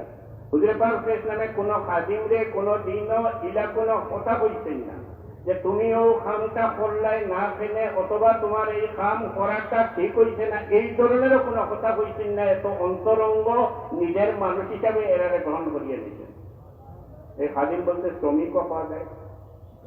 আজকের যুগে এই শ্রেণীর মানুষ যারা, অর্থাৎ শ্রমিক যারা, অতীতেও হয়েছে লক্ষ লক্ষ মানুষ, মানে শ্রমিকের অধিকার প্রতিষ্ঠা করার লাগিয়া মাইল করিয়া আন্দোলন করিয়া লক্ষ লক্ষ মানুষ দুনিয়াতে মরছে, এখনো মরে। ঢাকার গার্মেন্ট ফ্যাক্টরিতে আন্দোলন হয়, তখন জানি জ্বালাও পোড়াও, মানুষ মরা ইত্যাদি, মানুষ মরছে। কমিউনিস্ট আন্দোলন হয়েছে, লেনিন, স্টালিন, মাও সেতুং এরার নেতৃত্বে চীন এবং রাশিয়া তো শ্রমিকের অধিকার, খাদিমদের অধিকার প্রতিষ্ঠা করার লাগিয়া এরা সঙ্গত কারণে রাস্তার বাইরে হইতে বুর্জোয়া, মানে যারা ধনী সম্প্রদায় আছে এরারে মারছে, একেবারে ধ্বংসলীলা ঘটাইছে, হাজার হাজার মানুষ মরছে। যদি আমি নবীজি হুজুর পাক ইসলামের এই আদর্শ মোতাবেক শ্রমিকের প্রতি আমার এই দৃষ্টিভঙ্গি হয় যে আমিও যেমন মানুষ, সেও একজন মানুষ, তার প্রতি আমি আন্তরিক থাকি, অন্তর দিয়া তারে ভালোবাসি। আমি যা খাই যদি অন্তর দিয়ে ইচ্ছা করি, আমার শ্রমিক যারা আছে তারাও ফেট করিয়া খাওয়াইতাম, ভালো হানি খাওয়াইতাম, ভালো খাবার বানাইতাম, ভালো ব্যবহার করতাম। অতি অবশ্যই আমার ইন্ডাস্ট্রির নির্ভর যদি শ্রমিক যারা আছে তারা এটা বুঝবো যে এই মালিকে আমরা তার অত্যন্ত দিল দিয়া মায়া করি। নবীজি হুজুর পাক ইসলামের এই আদর্শ মোতাবেক যদি আমি শ্রমিক পরিচালনা করি, শ্রমিকরা কোনো দিনও কোনো আন্দোলনও দায়িত্ব নাই, যেহেতু মালিকে তাদের অন্তর দিয়া মায়া করে কোনো আন্দোলন জ্বালাও পড়ার দায়িত্ব নেই। হুজুর পাক ইসলামের কোনো ক্ষেত্রে বাকি নাই। আমরা লাগিয়া সবচেয়ে সুন্দর যে ব্যবস্থা এটা রাখিয়ে গেছেন ইলা নাই, সর্বক্ষেত্রে ব্যক্তি জীবনে, সংসার জীবনে, সমাজ জীবনে, সর্বক্ষেত্রে হুজুর পাক ইসলামের সর্বোত্তম আদর্শ আমরা লাগিয়ে রাখিয়ে গেছেন। লাকাদ কানা লাকুম ফি রাসূলিল্লাহি উসওয়াতুন হাসানাহ। তাহজিব, তামাদ্দুন, হুজুর পাক ইসলামের আদর্শ সর্বোত্তম অনুসরণীয় আদর্শ। কালচার, এখন তো আমি অবতায় অতমা কইলে এই সময় সময় কালচার বুঝেননি, সাংস্কৃতিক তাহজিব তামাদ্দুন হয়, রীতিনীতি বিভিন্ন দেশের থাকে। আমরা দেশও আছে, বহুত জাতির রীতিনীতি আছে, করে মানুষ। তো আমরা ওদের পাইছেন যারা পাইছেন না, পাইছেন পাইলে আমরা অনেক সময় খুশি হই। খুশি হয়ে একটা শুকরিয়া আদায় করি। প্রত্যেক মুসলমানের শুকরিয়া আদায় করা জরুরি। হুজুর পাক ইসলামে ফরমাইছেন যে নিয়ামতের শুকরিয়া আদায় করে না, তার দলভুক্ত নাই। আর কোরআন শরীফ আছে আল্লাহ আমার নিয়ামতের শুকরিয়া যে আদায় করে তার নিয়ামত আমি আরো বাড়াইয়া দেই। আমরাও নিয়ামত পাই, যেমন কোন সময় পাইছেন ভাই, আমি কালচারের ব্যবহার হইয়া আওলাদ ভাই, ওয়াইন ভাই, বুড়িন ভাই অনেক সময় পাইছি না, যারা তারা তো অবস্থায় আছে। অনেকদিন পরে হয়তো পাইলাম, পাইয়া শুকরিয়া আদায় করেছিলাম। কি সুন্দর সিস্টেম দেখো। আসল শুকরিয়া আদায় হইল আমি যদি আওলাদ পাই, আমি খুশি হই, তাইলে এটা শুকরিয়া আদায় করার পদ্ধতি হইল আমি গরিব মিসকিন আল্লাহর লিল্লাহ দিতাম পারি, আমি আল্লাহর ইবাদত বন্দেগী করি, আল্লাহর দরবারে হাত উঠাইয়া দোয়া করতাম পারি যে ইয়া আল্লাহ আমার আওলাদ দিছে, তোমার লাখো শুকরিয়া আদায় করি, আর ইয়া আল্লাহ আমার বাচ্চার এবং আমার দুনিয়া আখিরাতরে উজালা করে দেও, আমার আওলাদের জিন্দেগিরে উজালা করে দেও, ইত্যাদি আমি দোয়া করতে পারি। সুন্দর সিস্টেম আছে। এটা না করিয়া বর্তমান কালচারে, অর্থাৎ ওয়েস্টার্ন কালচার মোতাবেক, অর্থাৎ এই দেশের মডার্ন এবং আল্ট্রা মডার্ন যারা হইতে চায়, বাচ্চা জন্ম হইলে অনেক সময় দেখা যায় তারা একটা কেক আনিয়া চাকু দিয়া এটারে খাটে আর হয় হ্যাপি বার্থডে টু ইউ। এটার অর্থ কি? এটার ফায়দা কিটা? তুমি তার লাগে সুখ কামনা করতে হয়, কার কাছে করতে হয়? সরাসরি নিজে তার লাগে হ্যাপিনেস ছাড়ায়, সুখ ছাড়ায়। এটা পদ্ধতি না। একজন মুমিন হিসাবে আল্লাহর দরবারে শুকরিয়া আদায় করতাম, আল্লাহর কাছে তার লাগে বালাই যাইতাম, হ্যাপি বার্থডে টু ইউ হইয়া এটা শুকরিয়া আদায় করা হইতো না। একটা দোকান যদি বলি এটা খুলতে যাই, আমরা কালচার হইছে এটারে খুলতে গেলে আসলে একজন মুসলমান হিসেবে এটার পদ্ধতি নিল আমি আল্লাহর তসবিহ তাহলিল করিয়া, ইবাদত বন্দেগী করিয়া, মিলাদ শরীফ পড়িয়া, গরিব মিসকিন আল্লাহর কাছে লিল্লাহ দিয়া এই দোকানে উঠবার আগে আল্লাহর দরবারে দোয়া করিয়া উঠতাম পারি যে ইয়া আল্লাহ আমার এই দোকানখানার মধ্যে খয়রা বরকত নাযিল করো, ইয়া আল্লাহ আমার হালাল রুজির দরওয়াজা খুলে দাও, ইয়া আল্লাহ আমার শান্তির জীবন নসিব করো, ইত্যাদি কইয়া দোয়া করিয়া বিসমিল্লাহির রহমানির রহিম হইয়া আমি দোকানে ঢুকতাম পারি। যদি এইভাবে আমি ঢুকি, ইনশাআল্লাহ আমার দোকানের মধ্যে খয়রা বরকত থাকবো। এর বদলে আমি করিয়ার পিঠা একটা পিঠাটা লইয়া আর খান্তি লইয়া আর কিছু যুগে মানুষকে দাওয়াত করিয়া খান্তিকে পিঠা কাটিয়া হাতে তালি দিয়া আর দোকানে ঢুকিয়া, আরে বাবা তুমি খুশি হয়ে যাও, হাতে হাত দিয়া তালি দিয়া, এই হাত তোমার কয়েকদিন অক্ষত থাকবো এটাও তো ঠিকানা নাই, যে কোনো সময় তোমার হাত তো বন্ধ হয়ে যেতে পারে। এটা অনেক অপকৃতি যে বাড়িতে কুসংস্কার, বিজাতীয় সংস্কার, এটার স্কিম আছেন, দল আছেন, বিতর্মীয় সংস্কার, সংস্কৃতিতে আমরা যুবক আমলের উপরে চাপাইয়া দেওয়ার বছর হয়ে যায় একটা বাড়াইছেন তারা ওই যে আপনার একটা বছর আইছে আগে কি সুন্দর সিস্টেম আসলো, দোকানও পালা খানির ব্যবস্থা থাকতো, মিষ্টির ব্যবস্থা থাকতো, দোকানদার হলো লেনদেন সাফ করা হইতো, এখন একজনের সালাম করতো, দোয়া চাইতো, ভাই আমার লাগে দোয়া করি, আরে বাংলা আমার সামনে বছর খান পালা করে নিত। এই একটা পদ্ধতি আমরা দেশের তাজিব মোতাবেক এটা না, এটা করলেও পারে একটা সুন্দর এইরকম আরো ব্যবস্থা আছে। ইচ্ছা করলে আমি আল্লাহর দরবারে এক বছর নাই, যে কোনো দিন বছরের যে কোনো দিন ইবাদত বন্দেগী করিয়া সারা জীবনের লাগে আমার বংশের সমস্ত দুনিয়ার মানুষের ভালাই আমি চাইতে পারি আল্লাহর দরবারে। এটা তৈয়া গিয়া করে কিটা কিছু ছেলে সকল আছে, বুঝে না এরা আসলে ডাকাত দেখা যায় বছর পয়লা আইয়া আনলে পান্তাবাদ মাঠে শান্তির মাঝে লইয়া ইলিশা বাজায় তোমা উপরে দিয়া বট গাছের গুড়ি বইয়া খালি কয় এসো হে বৈশাখ এসো হে বৈশাখ। তোমার ডাকে তো বৈশাখ আইতো নাই যাইতো নাই, শেষইলেও তো বৈশাখ আইব, তুফান দেখা দিবার দিব, তুমি এটা চিনলে লাভ দিতা এসো হে বৈশাখ, তোমার ডাকে বৈশাখ আইতো নি। এটা কোন নিয়ম? এটা কিন্তু সবটার ভিতরে বিজনেস আছে। এটা বাইর করতে ইলিশা পেতে যারা তারা নর্মালি ইলিশার কেজি যদি 1000 টাকা হয়, এই সময় কিন্তু 5 থেকে 8,000 10,000 পর্যন্ত দিয়েছে। এটা ইলিশার ব্যাপারই হল না। আমি তা বোঝার গুসায় বোঝা এটা তো আমরা যাওয়ার দরকার কিটা ইসলামিক কালচার মতো আমরা সালাম করি, মানুষের দেখলে সালাম করি, কত সুন্দর সিস্টেম। এখন মানুষের ইসলাম অর্থই শান্তি, শান্তির ধর্ম। আসসালামু আলাইকুম রহমতুল্লাহ। এখন মানুষের দেখলে তার ওয়েলকাম জানাই সালামের মাধ্যমে, তোমার উপরে শান্তি বর্ষিত, আসসালামু আলাইকুম, শান্তি এবং আল্লাহর দয়া তুমি পাও। কত সুন্দর একটা দোয়া করি আমরা সালামের মাধ্যমে। এটা কিন্তু একটু সময়ের লাগে আমরা এই যে আসসালামু আলাইকুম রহমতুল্লাহ হই, আমি দিনটাকে ও খেয়ালে হইতাম হইব এবং হই যে কিয়ামতের আগ পর্যন্ত তোমার বংশানুক্রমে তোমার জীবন যতদিন আছে আল্লাহ তোমার সুখে শান্তিতে রাখো, আল্লাহর মায়া দয়া পাও। সালামের ক্ষেত্রে একটা কথা হইয়া সালাম করার জন্য সালামের জবাব দেওয়াও আছে। আমরা দেশের মানুষের সাধারণত আসসালামু আলাইকুম রহমতুল্লাহ বা আসসালামু আলাইকুম পর্যন্ত জবাব দিতে পারে। অনেক মানুষ আছে, কিছু মানুষ আছেন যারা এটা কোনো অভিজ্ঞতা নাই, লম্বা সালামের জবাব দিতে পারতো না। লম্বা সালাম আছে আসসালামু আলাইকুম রহমতুল্লাহ বারাকাতুহু ওয়া মাগফিরাতুহু, অনেক লম্বা সালাম আছে। আর সালামের নিয়ম হইল আপনি সালাম যে করলা এটা সুন্নত না করলা, জবাব যে দিত তার উপরে ওয়াজিব, একটা ডাবল প্রয়োজন, সে জবাব দিত। আর সালাম তো হইল একটা দোয়া। ওখান যদি আজানটা একজন মানুষের আপনি বেশ লম্বা সালাম দিতে, হুজুর হইয়াও বলা যে হুজুরে কি দেখাই বললেন বেশি লম্বা সালাম দিতে, তাহলে তো মহাবিপদ বলাই না। আপনি কইলেন আসসালামু আলাইকুম রহমতুল্লাহ বারাকাতুহু ওয়া মাগফিরাতুহু ইত্যাদি ইত্যাদি, অনেক লম্বা করিয়া সালাম দিয়ে দিলা।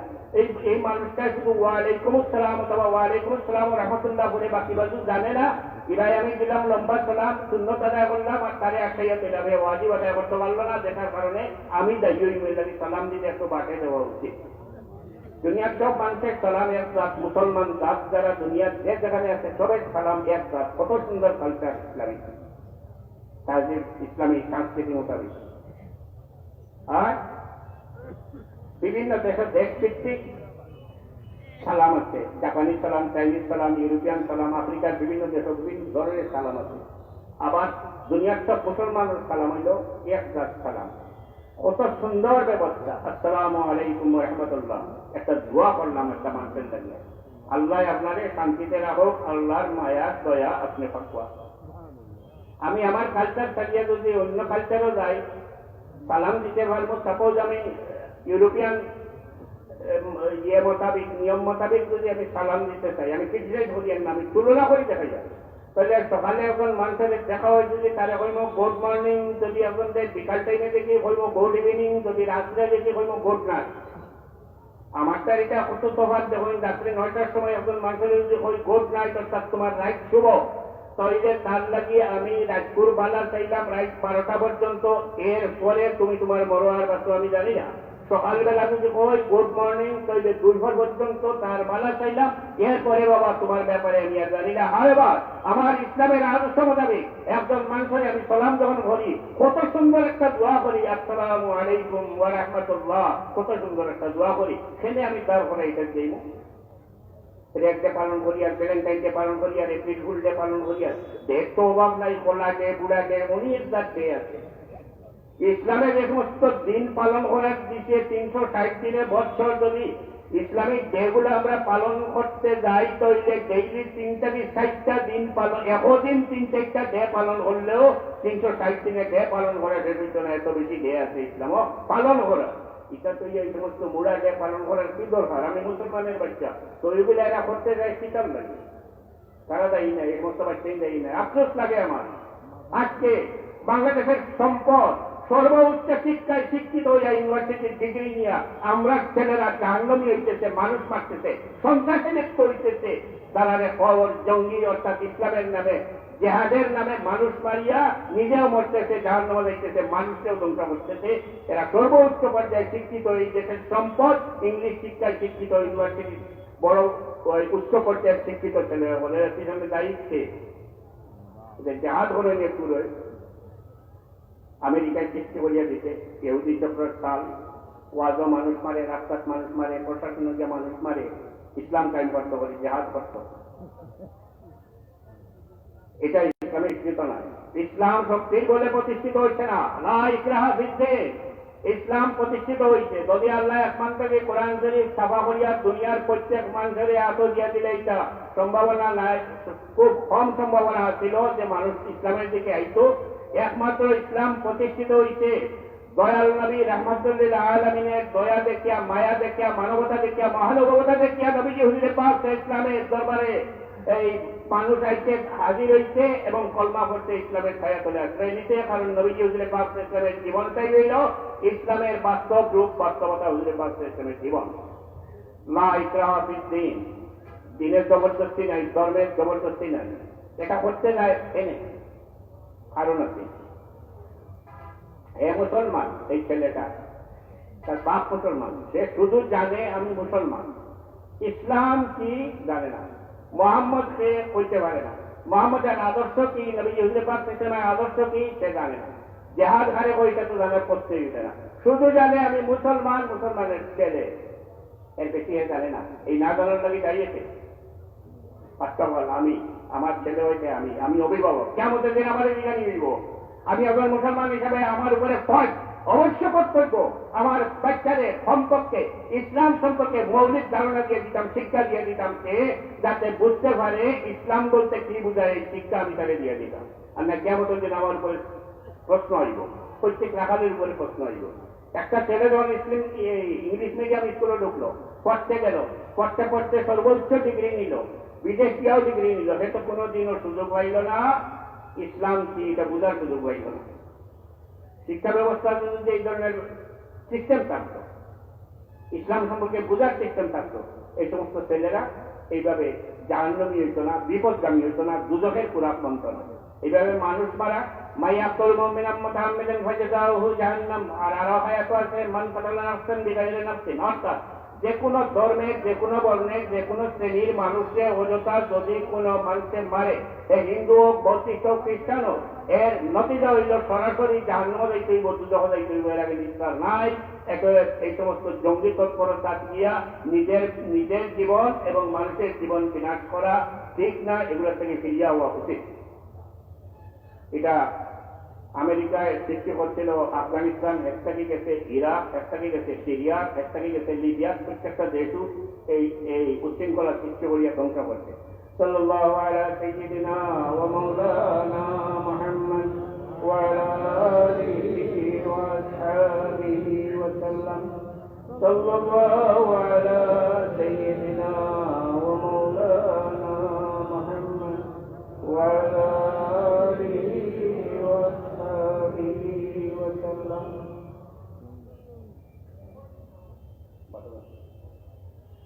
صلى الله على سيدنا مولانا محمد وعلى آله وأصحابه وسلم।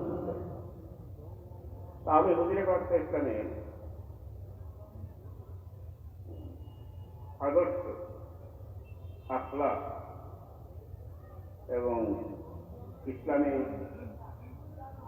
সংস্কৃতি, ইসলামিক সাহিত্য সমর্থন, ইসলামিক কালচার, ওগুলা সম্পর্কে আরো পুরা আলোচনা করিয়া উঠে দিব।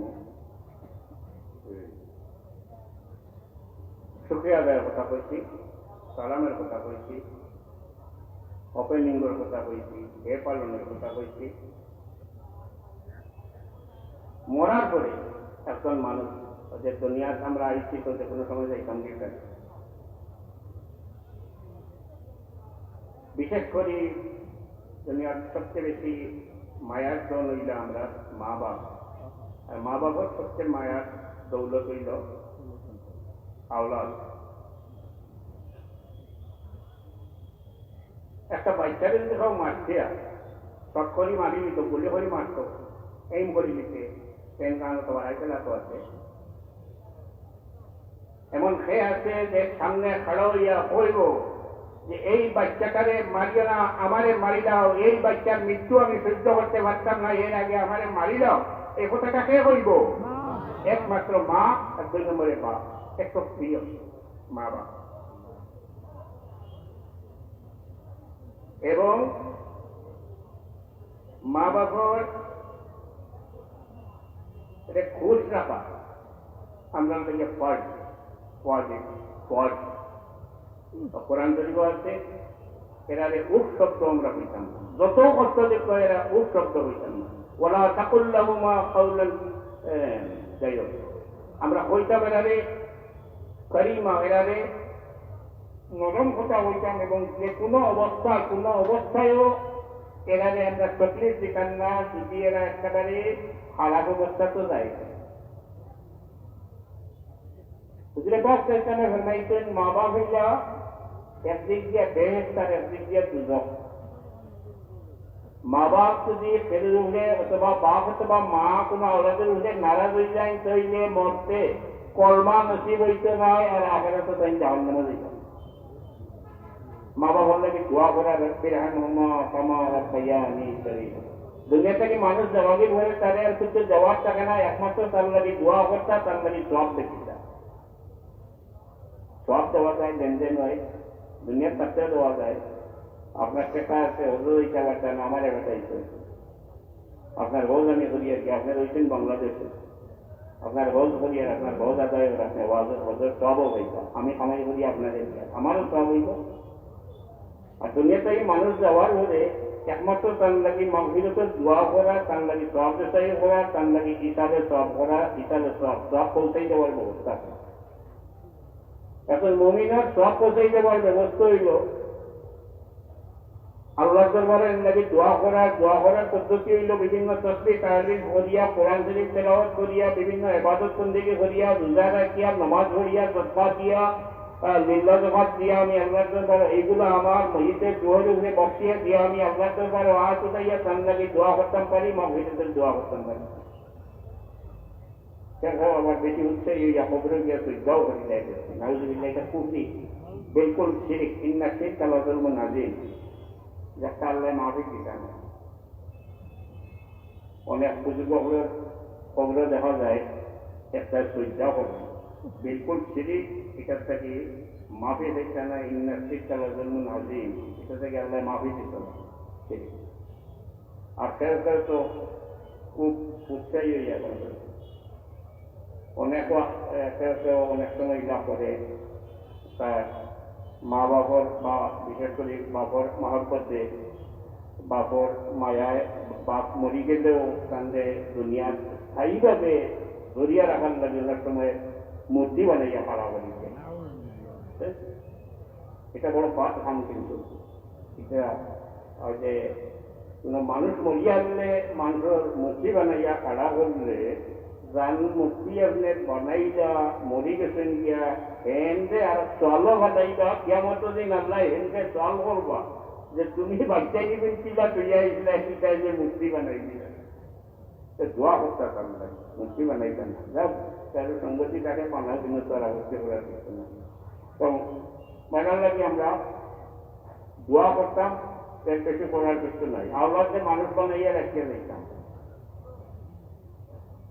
صلى الله على سيدنا ومولانا محمد وعلى آله وأصحابه وسلم صلى الله على سيدنا ومولانا محمد وعلى آله وأصحابه وسلم حضور پاک صلی اللہ علیہ وسلم إلى الشافع المذنبين হুজুরে পাক সাল্লাল্লাহু আলাইহি প্রথম নবী কিছু সাহাবী হুজুরে পাক সাল্লাল্লাহু আলাইহি সওয়াল করছিলেন যে ইয়া রাসূলুল্লাহ আপনি কোন সময় থাকেন নবী নবীজি হুজুরে পাক সাল্লাল্লাহু উত্তর করছিলেন কুনতু নবিয়্যান ওয়া আদমু বাইনাল মাই ওয়াত তিন ওয়া আদমু বাইনার রূহ ওয়াল জাসাদ আদমরে বানাইবার আগে আমরা নবীজিরে আল্লাহ নবী হিসাবে মনোনীত করতেন এই হিসাবে হুজুরে পাক সাল্লাল্লাহু প্রথম নবী এবং দুনিয়ার আগমনের দিক দিয়ে ওইটা শেষ নবী সব নবী অগ্রজ করে আইছেন এই হিসাবে তিনি খাতামান নবী হুজুরে পাক সাল্লাল্লাহু আদম আলাইহিস সালামে আমরাও বানাইছেন আল্লাহ নবীজির কারণে, হুজুরে পাক সাল্লাল্লাহু কারণে।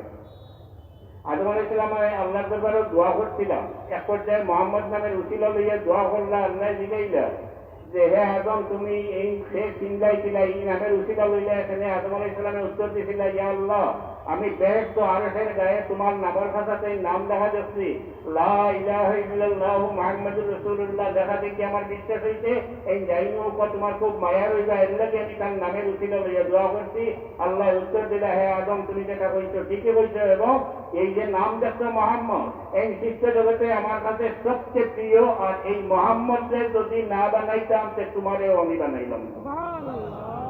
আদম সৃষ্টির মধ্যে হুজুরে পাক ইসলাম, এখানেও আল্লাহ এই কথা হইয়া আদমকে হেও করছেন না, হুজুরে পাক ইসলামের ফজিলত উঠে তুলিয়া ধরছেন, চাঁদে উঠে তুলিয়া ধরছেন। আদম সৃষ্টির মূল্যেও হুজুরে পাক ইসলাম, হুজুরে পাক ইসলাম সাফিউল মুসলিমিন, গুনাহগার গুলোর সফাত করবা। সফাত মানে না অনেকে নামান্দার কারণও আছে, দুনিয়ার ডাক্তার তো ব্যস্ত সার্টিফিকেট পাই দিতে ও শ্রীমঙ্গল গতবার না এর আগর বছর জামো ঘুরিয়া আসি গাড়ি জানলাতে শুনছিলাম ওয়াজ করে রেসপেক্টায় ওয়াজও পয়সা লইতে বুঝতে পাওয়া লাগে, বিশেষ করে বাকি অঞ্চলে গেলে বেশি পাওয়া লাগে, আমি তা বাকিও না। যাই হোক ওয়াজও বেটায় হোক, আমি কোথায় বুঝবইছি বেটা ব্যস্ত সার্টিফিকেট বেচতে বেচতে খালি শেষ পর্যায়ে আইছি। বেটায় হোক যে আমার সেটা সিলেটি নাই, ব্রাহ্মণবাড়ি অর্থাৎ ব্রাহ্মণবাড়ি তোমার সব জাত মানুষ পাওয়া যায়, সব জাত মানুষ পাওয়া যায়। তো বেটা খোর আমার কোন ভাই আছেন হাত তোলেন, 5,000 টাকা, 5,000 টাকার বিনিময়ে বেস্টের সার্টিফিকেট খানা নিয়ে নেন। আমার কোন ভাই আছেন 5,000 টাকা দেন, বেস্টের সার্টিফিকেটটা নিয়ে নেন।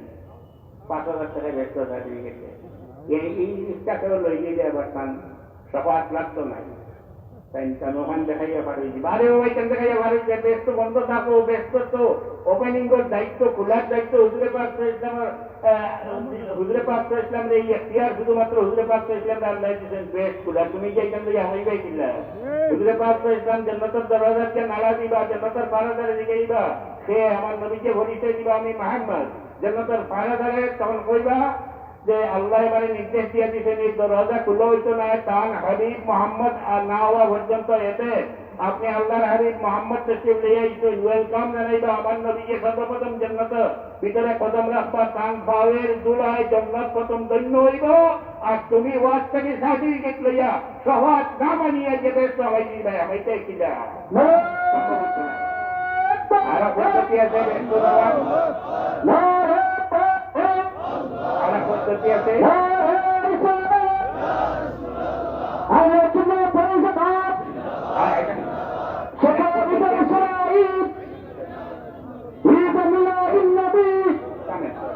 পদ্ধতি আছে ব্যস্ত দেওয়া, এটা আমি শুনছি, আমি দেখছি না যে বোমরাহি সম্পর্কে হইয়া শ্রীমঙ্গল হলো 5 স্টার একটা হোটেল ওখানে আছে, যারা গেছেন জানেন, এর সামনে বলে একটা জায়গায় একবার করা আছে, বদরখানা বানানো নিয়েছে গুরুস্থান, 3 ক্যাটাগরির ব্যস্তর জায়গা আছে।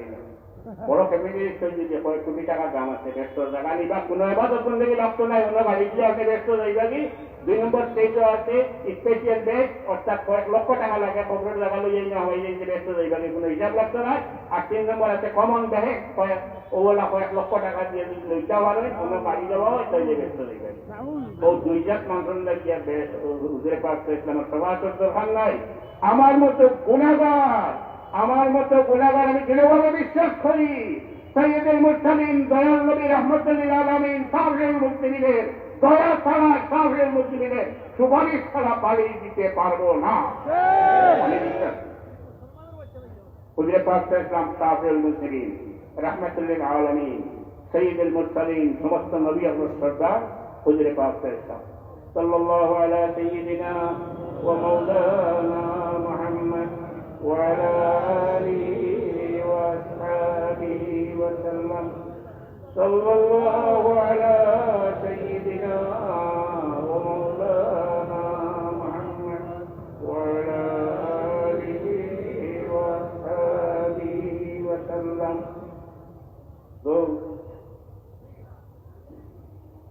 দয়াল নবী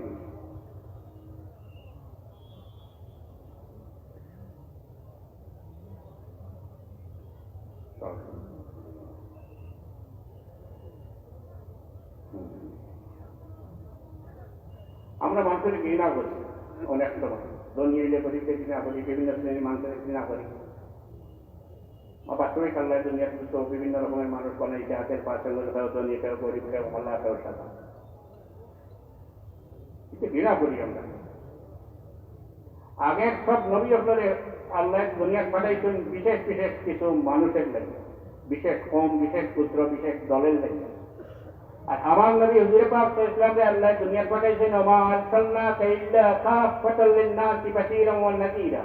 দুনিয়ার সব জাত, সব কালচারের, সব দেশের, সব শ্রেণীর, সব রঙের মানুষের লাগিয়া, পৃথিবীর দুনিয়াবাসী সব মানুষের লাগিয়া আমার নবীজি হইলেন নবী হুজুরে পাক।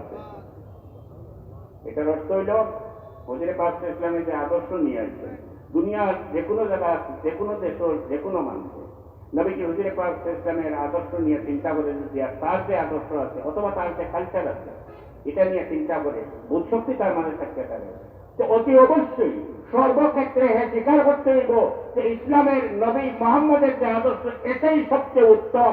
এর লাগে এই কথা কইছে হুজুরে পাক ইসলাম সার্বজনীন সকল শ্রেণীর মানুষের লাগিয়া নবী হুজুরে পাক ইসলাম। আমার নবী তো কোন এক মানুষের ঘৃণা করতেন, ছাত্রত্বে ঘৃণা করতেন এবং মানুষের মানুষ সবরে মানুষ হিসাবে দেখতেন। কারণ আল্লাহ নিজে ঘোষণা করতেন ইয়া আইয়ুহান নাসু ইন্না খালাকনাকুম মিন যাকারিন ওয়া উনসা ওয়া জাআলনাকুম শুউবান ওয়া ক্বাবাইলা লিতাআরাফু ইন্না আকরামাকুম ইনদাল্লাহি আতকাকুম। আল্লাহ ঘোষণা করলেন হে মানুষরা, আমি তোমরা সবরে এক জায়গা থেকে বানাইছি, অর্থাৎ এক আদম, এক বেটার বেটির থেকে, অর্থাৎ এক আদম এবং হাওয়ার সন্তান। আমরা দুনিয়ার সমস্ত মানুষ, হিন্দু, বৌদ্ধ, খ্রিস্টান, যে কোনো ধর্মের, যে কোনো বর্ণের মানুষ হোক, সৃষ্টিগত দিক দিয়ে আল্লাহ এক জায়গা থেকে সবরে বানাইছেন এক আদম আর এক হাওয়ার থেকে। এত কোন ধরনের, কোন শ্রেণী, কোন বর্ণের, কোন ধর্মের কোন মানুষকে আমি দেখলে, এখন হিন্দু মানুষ হইতে পারে, হিন্দু মানুষের মধ্যে নিম্ন পর্যায়ের একজন পাটনি মানুষ অথবা একজন সুইপার, তারে দেখলেও আমার নবীজির আদর্শ মোতাবেক তারে দেখলেও আমি তারে এই কথা বিশ্বাস করতাম যে আমি মানুষ, সেও মানুষ, তারে মানুষ হিসাবে আমি স্বীকৃতি দিতাম। নবীজি হুজুরে পাক হিসাবে কোন মানুষকে ঘৃণা করতেন না। নবীজির এই মায়ার কারণেও মানুষ ইসলামের দিকে আগাইছে, ইসলামের ছায়া চলে আসছেন। এতে আমরা শপথ নিতে হইব সেই নবীদের উম্মত হিসাবে আমরা যেন কোনো মানুষকে ঘৃণা না করি।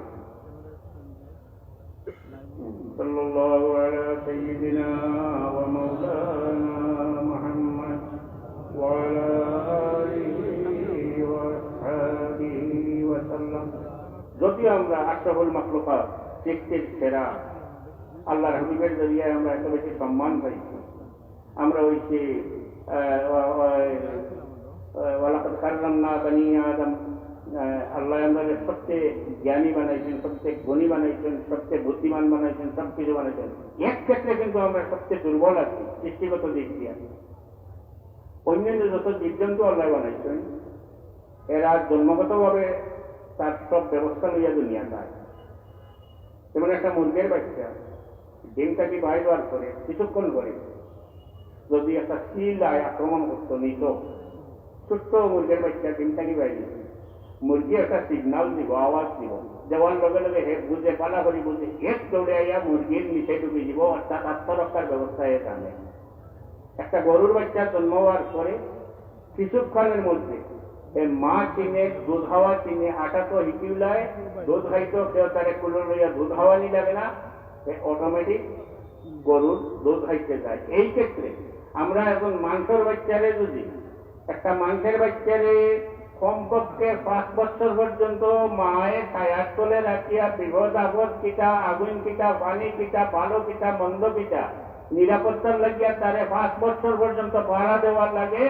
আর অন্য অন্য জীবজন্তুরে আল্লাহ এমনভাবে সৃষ্টি করছেন এর জন্মের পরেও স্বয়ংক্রিয়ভাবে নিজরে নিজে রক্ষা করার এবং এই বুদ্ধশক্তি তারে আল্লাহ দিয়ে দিচ্ছেন। এই ক্ষেত্রে আমরা কিন্তু দুর্বল, ফলে তার ইনসান আমরা এই ক্ষেত্রে দুর্বল হইয়া বানানি। সাল্লাল্লাহু আলা সাইয়্যিদিনা ওয়া মাওলানা মুহাম্মদ ওয়া আলা আলিহি ওয়া আসহাবিহি ওয়া সাল্লাম। আমি অন্য প্রসঙ্গে দুটা কথা বললে, আল্লাহ বন্দারে খুবই মায়া করে। ইজা সাআলাকা ইবাদি আন্নী ফাইন্নী করিব। হুজুরে পাক সাল্লাল্লাহু আলাইহি আল্লাহ কইয়া দেন, হে আমার হাবিব তুমি কইয়া দাও আমার বান্দায় যখন আমারে খুঁজায় তারে কইয়া দাও আমি তার খুব কাছে। উজিবু দাওয়াতাদ দাঈ ইজা দাআন। আমার বান্দায় যখন আমার কাছে চায় কিছু আমি তার সাওয়ারে কবুল করি। এবং খাসাত নাহনু আকরাবু ইলাইহি মিন হাবলিল ওয়ারিদ। আমরা সারত থাকিও আল্লাহ আমরা খাসা। এত দয়াল আল্লাহ, এত দয়া আমরা রূপে করেন, এত মায়া আমরা করেন। আমরা যখন গুনাহটা করি, আমার এক বাচ্চায় যদি আমার উপরে আমার লোকে কোনো নাফরমানি করে উল্টা পাল্টা করে বাচ্চারে কইব তুই আমার বাচ্চা নাই, তুই আমার ঘর থেকে বারো, আমার ঘরও থাকতে দিতাম না, এমনকি এক পর্যায়ে তারে তেজ্য পুত্র করে দিতাম পারি, আমার বাপ ডাকিস না তুই হরি ডাকি হরি দিতাম পারি। দয়াল আল্লাহ রহমান রাহিম, দয়ালু দয়াবান আল্লাহ বন্দায় যখন ভুল করে গুনাহ করে দেয় তারপরেও ধাক্কা মারিয়া পালাইন না। আল্লাহ কয় ইয়া ইবাদিয়াল্লাযীনা আসরাফু আলা আনফুসিহিম লা তাকনাতু মির রাহমাতিল্লাহ।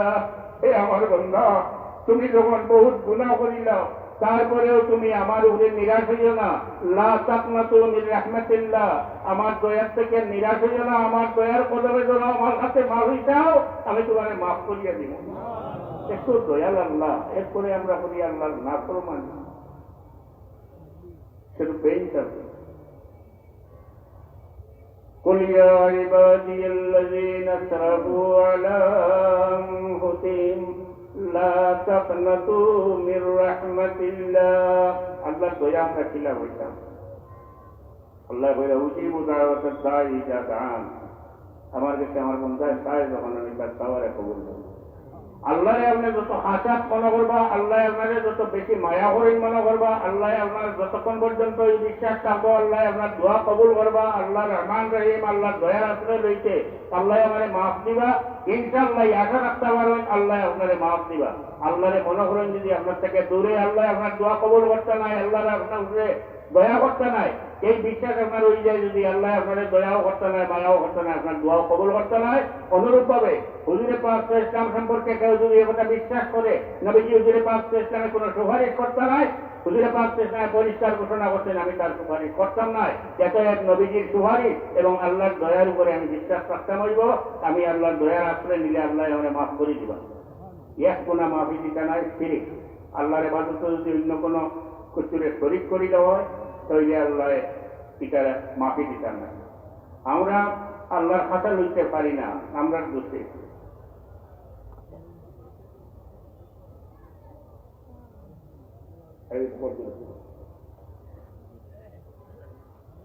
বহুত বই কিতাব লেখা হয়েছে, ফিরতা বইটা কিল্লা, অলিয়াল্লাহ বইটা কিল্লা, ইত্যাদি ইত্যাদি। এটা পড়ি আওয়া যায় না। কোন মানুষের যে মন কল্প হয় দিল, এটা যদি কলুষিত হয়ে যায়, এটা পরিষ্কার করার কোনো ঔষধ নাই। একটা ওষুধও আছে, একমাত্র একটা ঔষধ আছে। আপনি যখন জানি কোনো নেককার মানুষের চেহারা দেখলে, অলি আল্লাহ সম্পর্কে হতিতে কচিত আছে, এরা চেহারা দেখলে আল্লাহর কথা ইয়া যায়। আল্লাহর হাবিবর একটা মাহফুজ দিল বলে দাও। হুজুরে পাক ইসলামের এই কলুষিত মন ফেলে রয়ে যায়। ইন্নাফিল জাসাদে মুযগাতান ইযা সালাহাত সালাহাল জাসাদু কুল্লুহু ওয়া ইযা ফাসাদাত ফাসাদাল জাসাদু কুল্লুহু আলা ওয়াহিয়াল কলব। মানুষের দিল যখন কলুষিত হয়ে যায়, অন্ধকার হয়ে যায়, মনের মধ্যে সবসময় খারাপ কামের চিন্তা ঢুকে যায় গিয়া, কিন্তু স্থায়ী হয়ে যায় গিয়া, তখন এই মানুষ সম্পূর্ণ মানুষ সুস্থ হয়ে যায়। মানুষের মধ্যে দুইটা শক্তি আছে, একটা পশু শক্তি আর একটা মনুষ্যত্ব আর একটা পশুত্ব আছে। পশুত্বটা যখন প্রভাবিত হয়ে যায় মানুষ আর মানুষ থাকে না, পশুর চেয়ে আরো অদম হয়ে যায়। এই দিলটারে পরিষ্কার করার পথ কিটা? কোন পলা মানুষ দেখলে যখন জানি আপনার মনটার মাঝে চেহারা দেখলে আপনার মনটা অনেকটা পাল্টা হয়। মন্দ মানুষ দেখলে এটা প্রতিক্রিয়া হয়, মন খারাপ হয়, মনের মধ্যে খারাপ জিনিস হয়। এটা একমাত্র পথ যেটা সবচেয়ে বেশি আগাইছেন সাহাবায়ে কেরাম। হুজুরে পাক ইসলামের আলোয় আলোকিত হয়েছে। হুজুরে পাক ইসলামের আলোয় লাকাদ জাআকুম মিনাল্লাহি নূরুন ওয়া কিতাবুম মুবিন। হুজুরে পাক ইসলাম আল্লাহর নূর, শুধু নূর নাই, বছরও দিকে থাকে। হুজুর পাক সাল্লাল্লাহু আলাইহি ওয়াসাল্লামের নূর সম্পর্কিত শেষ এক সিদ্ধান্ত সাত কিবলার এক শেরের মাঝে পাওয়া যায়। खुदा ने तुमको नूर से बनाया, शक्ल बशर बनाकर दिखलाया। अल्लाह तुम्हारे बिल्कुल साफ किबला रहमतुल्लाह अलैहि लेखरा, अल्लाह तुम्हारे नूर দিয়ে বানাইছেন আর দুনিয়ার মানুষের সামনে পশরিয়ত মানবীয় রূপ দিয়ে প্রকাশ ঘটাইছেন। এটাই এটার শেষ সিদ্ধান্ত আমি দেখি। হুজুর পাক সাল্লাল্লাহু আলাইহি ওয়াসাল্লাম সাহাবী সওয়াল করছিলেন যে ইয়া রাসূলুল্লাহ, কইলা আল্লাহ কিতাব বানাইছেন। নবীজি হুজুর পাক সাল্লাল্লাহু আলাইহি ওয়াসাল্লাম জবাব দিলেন, আউয়াল মা খালাকাল্লাহু নূরি, আল্লাহ সর্বপ্রথম আমার নূর বানাইছেন। হুজুর পাক সাল্লাল্লাহু আলাইহি ওয়াসাল্লামের হেদায়েতের দুই পদ্ধতি ছিল, জবান মোবারক দিয়ে মুখ দিয়ে হেদায়েত করতে, আর আরো হেদায়েত আসলো অন্ধকার দিল যারা কলব যারা কলুষিত হয়ে গেছে, মন কলুষিত হয়ে গেছে গিয়া, এরা দিলত সাফাই হুজুর পাক সাল্লাল্লাহু আলাইহি ওয়াসাল্লামের নূর দিয়ে হুজুর পাক সাল্লাল্লাহু আলাইহি ওয়াসাল্লামের সাফা পরিচ্ছন্ন হইয়া দিতাম। এর লাগি সাহাবায়ে কেরাম এরা হুজুর পাক সাল্লাল্লাহু আলাইহি ওয়াসাল্লামের সংস্পর্শে গিয়া, এটা পদ্ধতি একমাত্র পদ্ধতি হইল। কোন মানুষের দিল যদি খারাপ হয়ে যায়, এটারে পরিচ্ছন্ন করার দুইয়া মুচিয়া কোনো হলে ভাবতা নাই। দিল সাফ কোন মানুষের সংস্পর্শে যাওয়া, টাচে যাওয়া, দেখে কোন অলি আল্লাহর সংস্পর্শে যাওয়া, চৌকতে যাওয়া, টাচে যাওয়া, আপনার কলুষিত মন আলোকিত হয়েছিল। আমি পাইছিলাম মালয়েশিয়া গত বছর একজন মানুষ বিশ্বাস আর মাধ্যম দরিয়া তার লগে আলাপ করিয়া জানতে পারলাম তাই অন্য জগতের মানুষ আছে, আন্ডারওয়ার্ল্ড অর্থাৎ নেশার জগতের মানুষ, নেশার জগৎ আমরা দেখতে পারি। তো তাই তার এক বন্ধু একদিন তরিকতর লাই বেরিয়া দল যে চলো এক জায়গা তোমার লিয়ে যাইতাম, তাই নিজে বুঝলাম ও গেল এক জায়গায়, এক বুজুর্গ মানুষ জিকিরের মাঝে একদিন দুই দিন তিন দিন জিকির করার পরে আস্তে আস্তে তার মনটা পরিষ্কার হইতে থাকলো। এক পর্যায়ে এই মানুষের মন এত পরিষ্কার হইল, শেষ পর্যন্ত এই মানুষ এই অলি আল্লাহর সংস্পর্শে থাকিয়া নিজেও আল্লাহর এক মায়ার বন্ধা বলি গেল। দূরই নাই মালয়েশিয়ার ঘটনা, আমরা বাড়ি পাইছিলাম সংস্পর্শে গেলে হয়। যার কারণে হুজুরে পাক সাল্লাল্লাহু আলাইহি ফরমাইছেন যে আমার কোন সাহাবী দুনিয়ার ইন্তেকাল করলে কোন জায়গায় দাফন করা হয়, যদি কিয়ামতের দিন এই জায়গার মানুষের সর্দার হইয়া উঠবা এবং নূরের আলোয় আলোকিত হইবা, যেহেতু এরা সরাসরি ফেস টু ফেস হুজুরে পাক সাল্লাল্লাহু আলাইহি সংস্পর্শে থাকিয়া, তাকে তাকিয়া সংস্পর্শে থাকিয়া নূরের আলোয় আলোকিত হইবে। এটা হইল হুজুরে পাক সাল্লাল্লাহু আলাইহি ওয়াসাল্লামের হেদায়েত এক সাইড, আর এক সাইড হইল জবান মোবারক দিয়ে হেদায়েত। আমারও মন যদি কলুষিত হয়, আমি এই ধরনের কোন মানুষের সংস্পর্শে যাইতাম হইব মনের পবিত্রতার লাগে। সাল্লাল্লাহু আলা সাইয়্যিদিনা ওয়া মাওলানা মুহাম্মদ ওয়া আলা আলিহি ওয়া আসহাবিহি ওয়া সাল্লাম। আল্লাহ এত মায়া করেন, আল্লাহর ইবাদত করি একাতা লইতাম পারি না, কারণ আমরা মূলে গলত। বুনিয়াল ইসলামু আলা খামসিন শাহাদাতি লা ইলাহা ইল্লাল্লাহু, এরপরে ওই যে ইকামিস সালাত নামাজ কায়েম করা, ঈমান আনার পরে ইসলামের মূল ভিত্তির মধ্যে, রুকনের মধ্যে, ভিত্তির মধ্যে প্রথম ভিত্তি হইল নামাজ। নামাজ সম্বন্ধে দুইটা কথা কই। নামাজ কিতাব নবীজি হুজুরে পাক সাল্লাল্লাহু আলাইহি ওয়াসাল্লাম দাওয়াত করছিলাম, মেরাজ তসবিহ নিছিলাম, আল্লাহর লগে সরাসরি কান দেখা হইছে।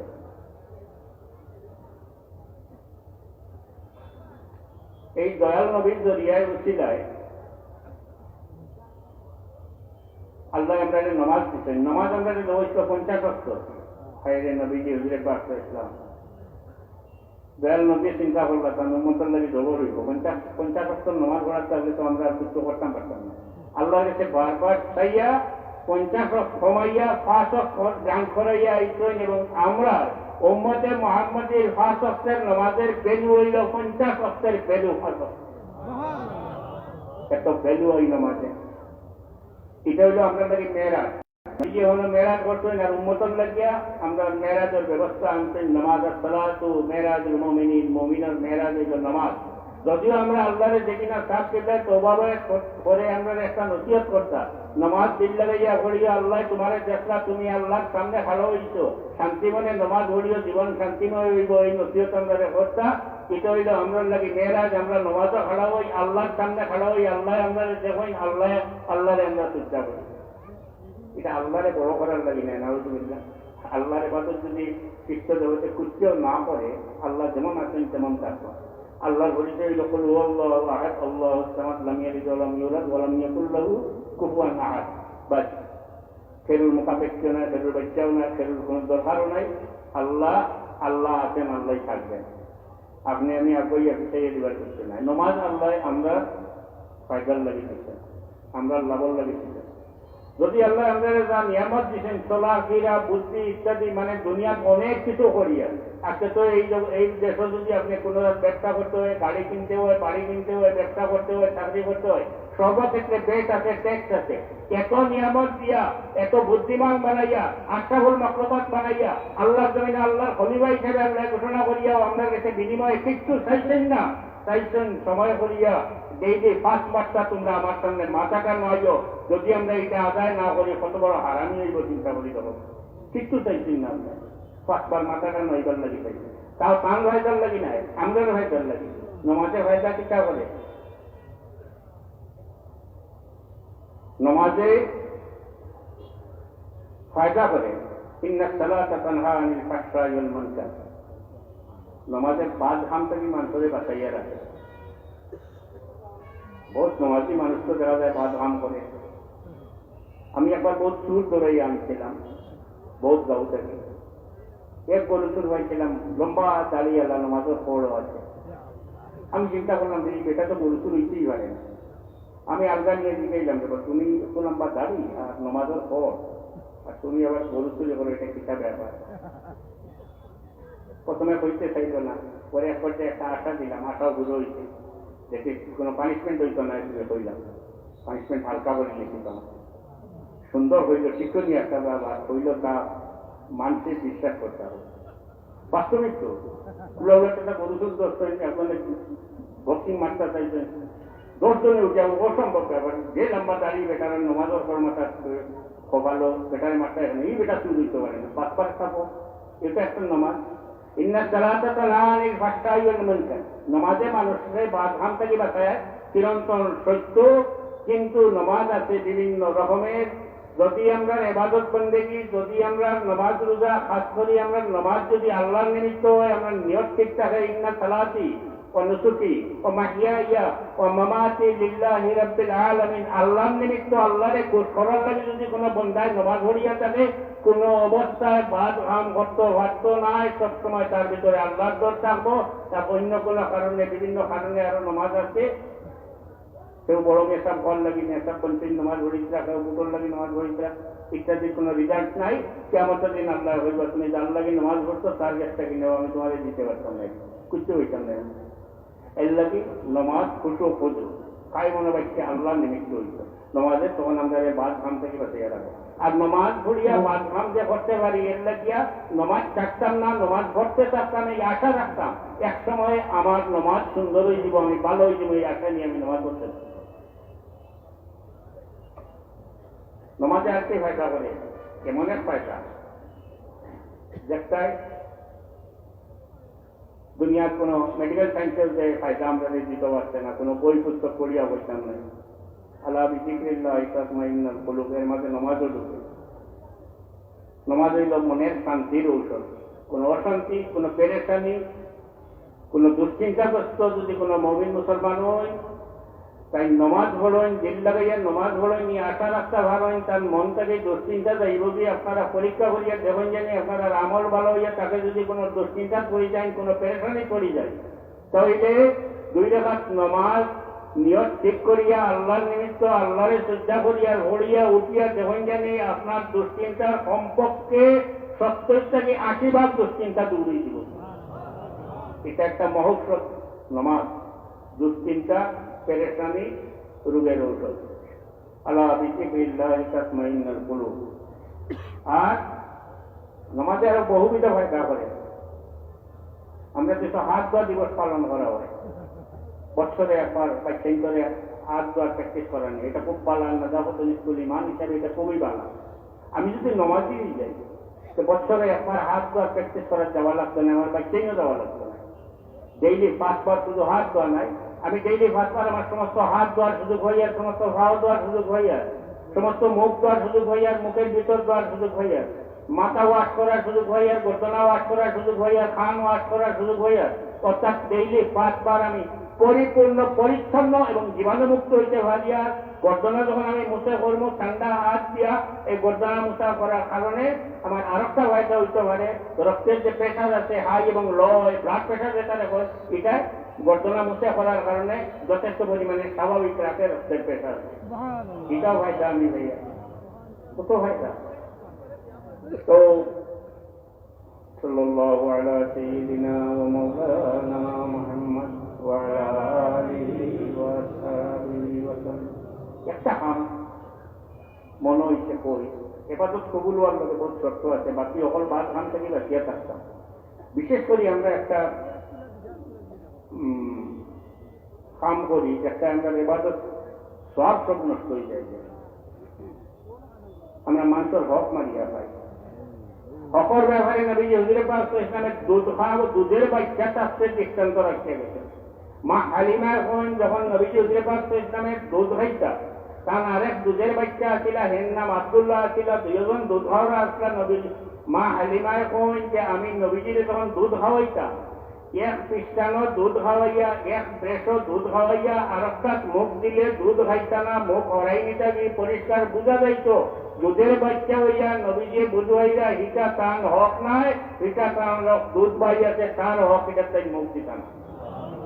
আজকের দিনে পাই মরলে বাতি যাবাতে অনেক কিছু অনেকে রাগ করতে চায়, একটি মেরে হক পাওয়া মানে দুধের আগুন চালে ভেতর আর ও আগুনে জলি জলি গিয়া দুটো মানে বাচ্চা কথা হইয়াছে সকল ইবাদ হয়ে যাবে। শুধু এইরকম নাই, আরো বিভিন্ন রকমের, কেউ মসজিদ মারিয়া খাইগা, কেউ মাদ্রাসা মারিয়া খাইগা, কেউ প্রজেক্ট মারিয়া খাইগা, কেউ এই দেশের জনগণের কোটি কোটি হাজার কোটি টাকা মারিয়া বিদেশ দিয়া বড় লোক বনিয়া বলছেন, সমস্ত বাংলাদেশের মানুষের হক মারিয়া খাইছেন। কেউ গোস খাইয়া মানুষের হক তত রোগ করতাম।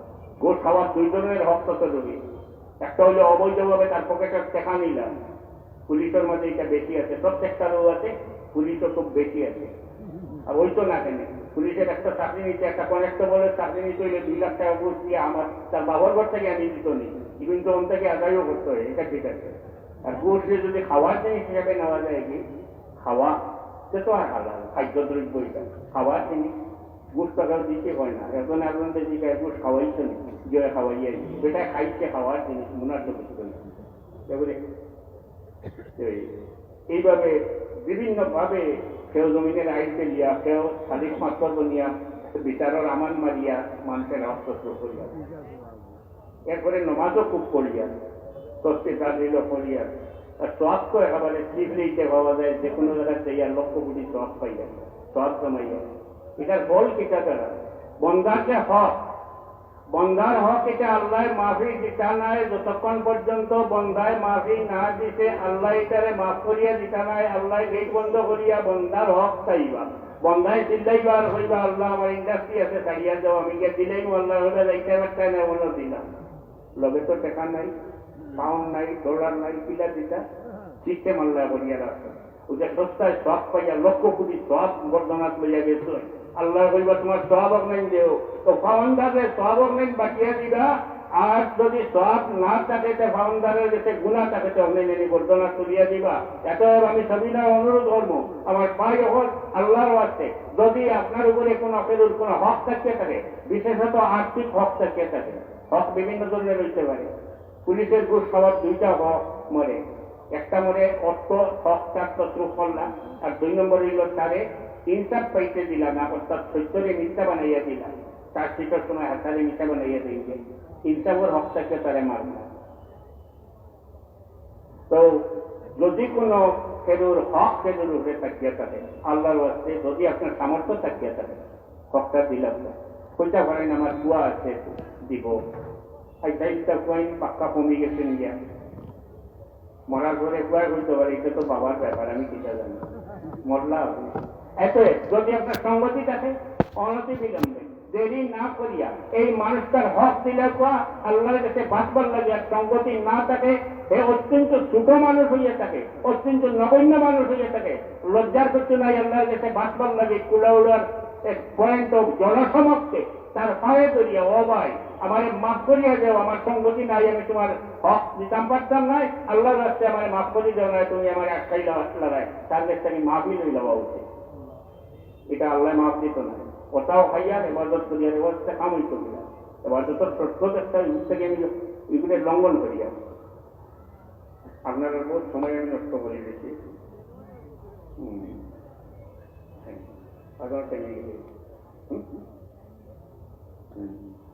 আর আমি উঠি যাবো, ওয়াইফ ভালো ভালো ওয়াইফ সকল আছেন, সেই ওয়াইফ ওয়াজ করবা, আপনারা শুনবা, ওয়েট করবা। এই মাহফিলটা বহুত নেক মাহফিল, যদি আমরা নিয়ত ঠিক থাকে আর আল্লাহ কবুল করত। সম্ভবত কোনো এক সময় খুব সম্ভাবনা আছে আমরা মসজিদ বড় সাহ মাদ্রাজিল্লাহ আলী তাই না হাইটা পারেন, অন্তকে তার লগে যোগাযোগ করে করাওয়া তো আমরা লাগে দোয়া করবা, ও দোয়া ইমান বুঝিয়া থাকাটা বড় মুশকিল। আপনারা দোয়া আমরা কবুল হইব, কারণ সাবর মুরিদিন মুহিবিন যারা আছেন আপনারা সাবর লগে মায়া ছিল বেশি, সাবরও মায়া আসলো আপনাদের লগে বেশি। দোয়া যখন করতে আপনারা কথা আগে কইতা, ও আল্লাহ আমার রুহানি জিসমানি আওলাদ, রুহানি আওলাদ বলতে তার মুরিদিন মুহিবিন যারা মায়ার মানুষ, এরার কথা আগে কইতা, আমরার কথা বাজে কইতা, এতে প্রাণও মায়া ছিল বেশি। আর আপনারা মায়াও আমরা থেকে বেশি আসছিল, দুইটা জিনিস আমরা প্রমাণ হয়েছি। আপনারা মায়ার প্রমাণ হয়েছি সাহকে ইন্তেকালের আগে বেমার যখন ঘটছিলাম, সংখ্যা হইতে পারতাম নাই, অসংখ্য কোরআন শরীফ খতম, অসংখ্য বুখারী শরীফ খতম, অসংখ্য সদকা, সীমাহীন সদকা, মিলাদ শরীফ দোয়া, সাহ কিবলা সেহত তন্দুরুস্তির লাগে আপনারা যা করছেন আমরা এর কোনাও করছি না। এই হিসাবে আপনারা প্রমাণ করিয়া দিচ্ছেন সাহ কিবলার লগে আল্লাহর ওলি আল্লামা সাহেব কিবলা কুলতলি রহমতুল্লাহ আলাইহির লগে আপনার মায়া আসলো বেশি। আর সর্বশেষ পরিচয় দিচ্ছেন জনতার সময়, লক্ষ লক্ষ আশিকান জনজাত আপনারা তৈরি করেছেন। আপনারা মহব্বতের সুখের পানিয়ে বালাই হাওরের শুকনা মাটি ভিজিয়া গেছে, এত আপনার মায়াও ছিল বেশি।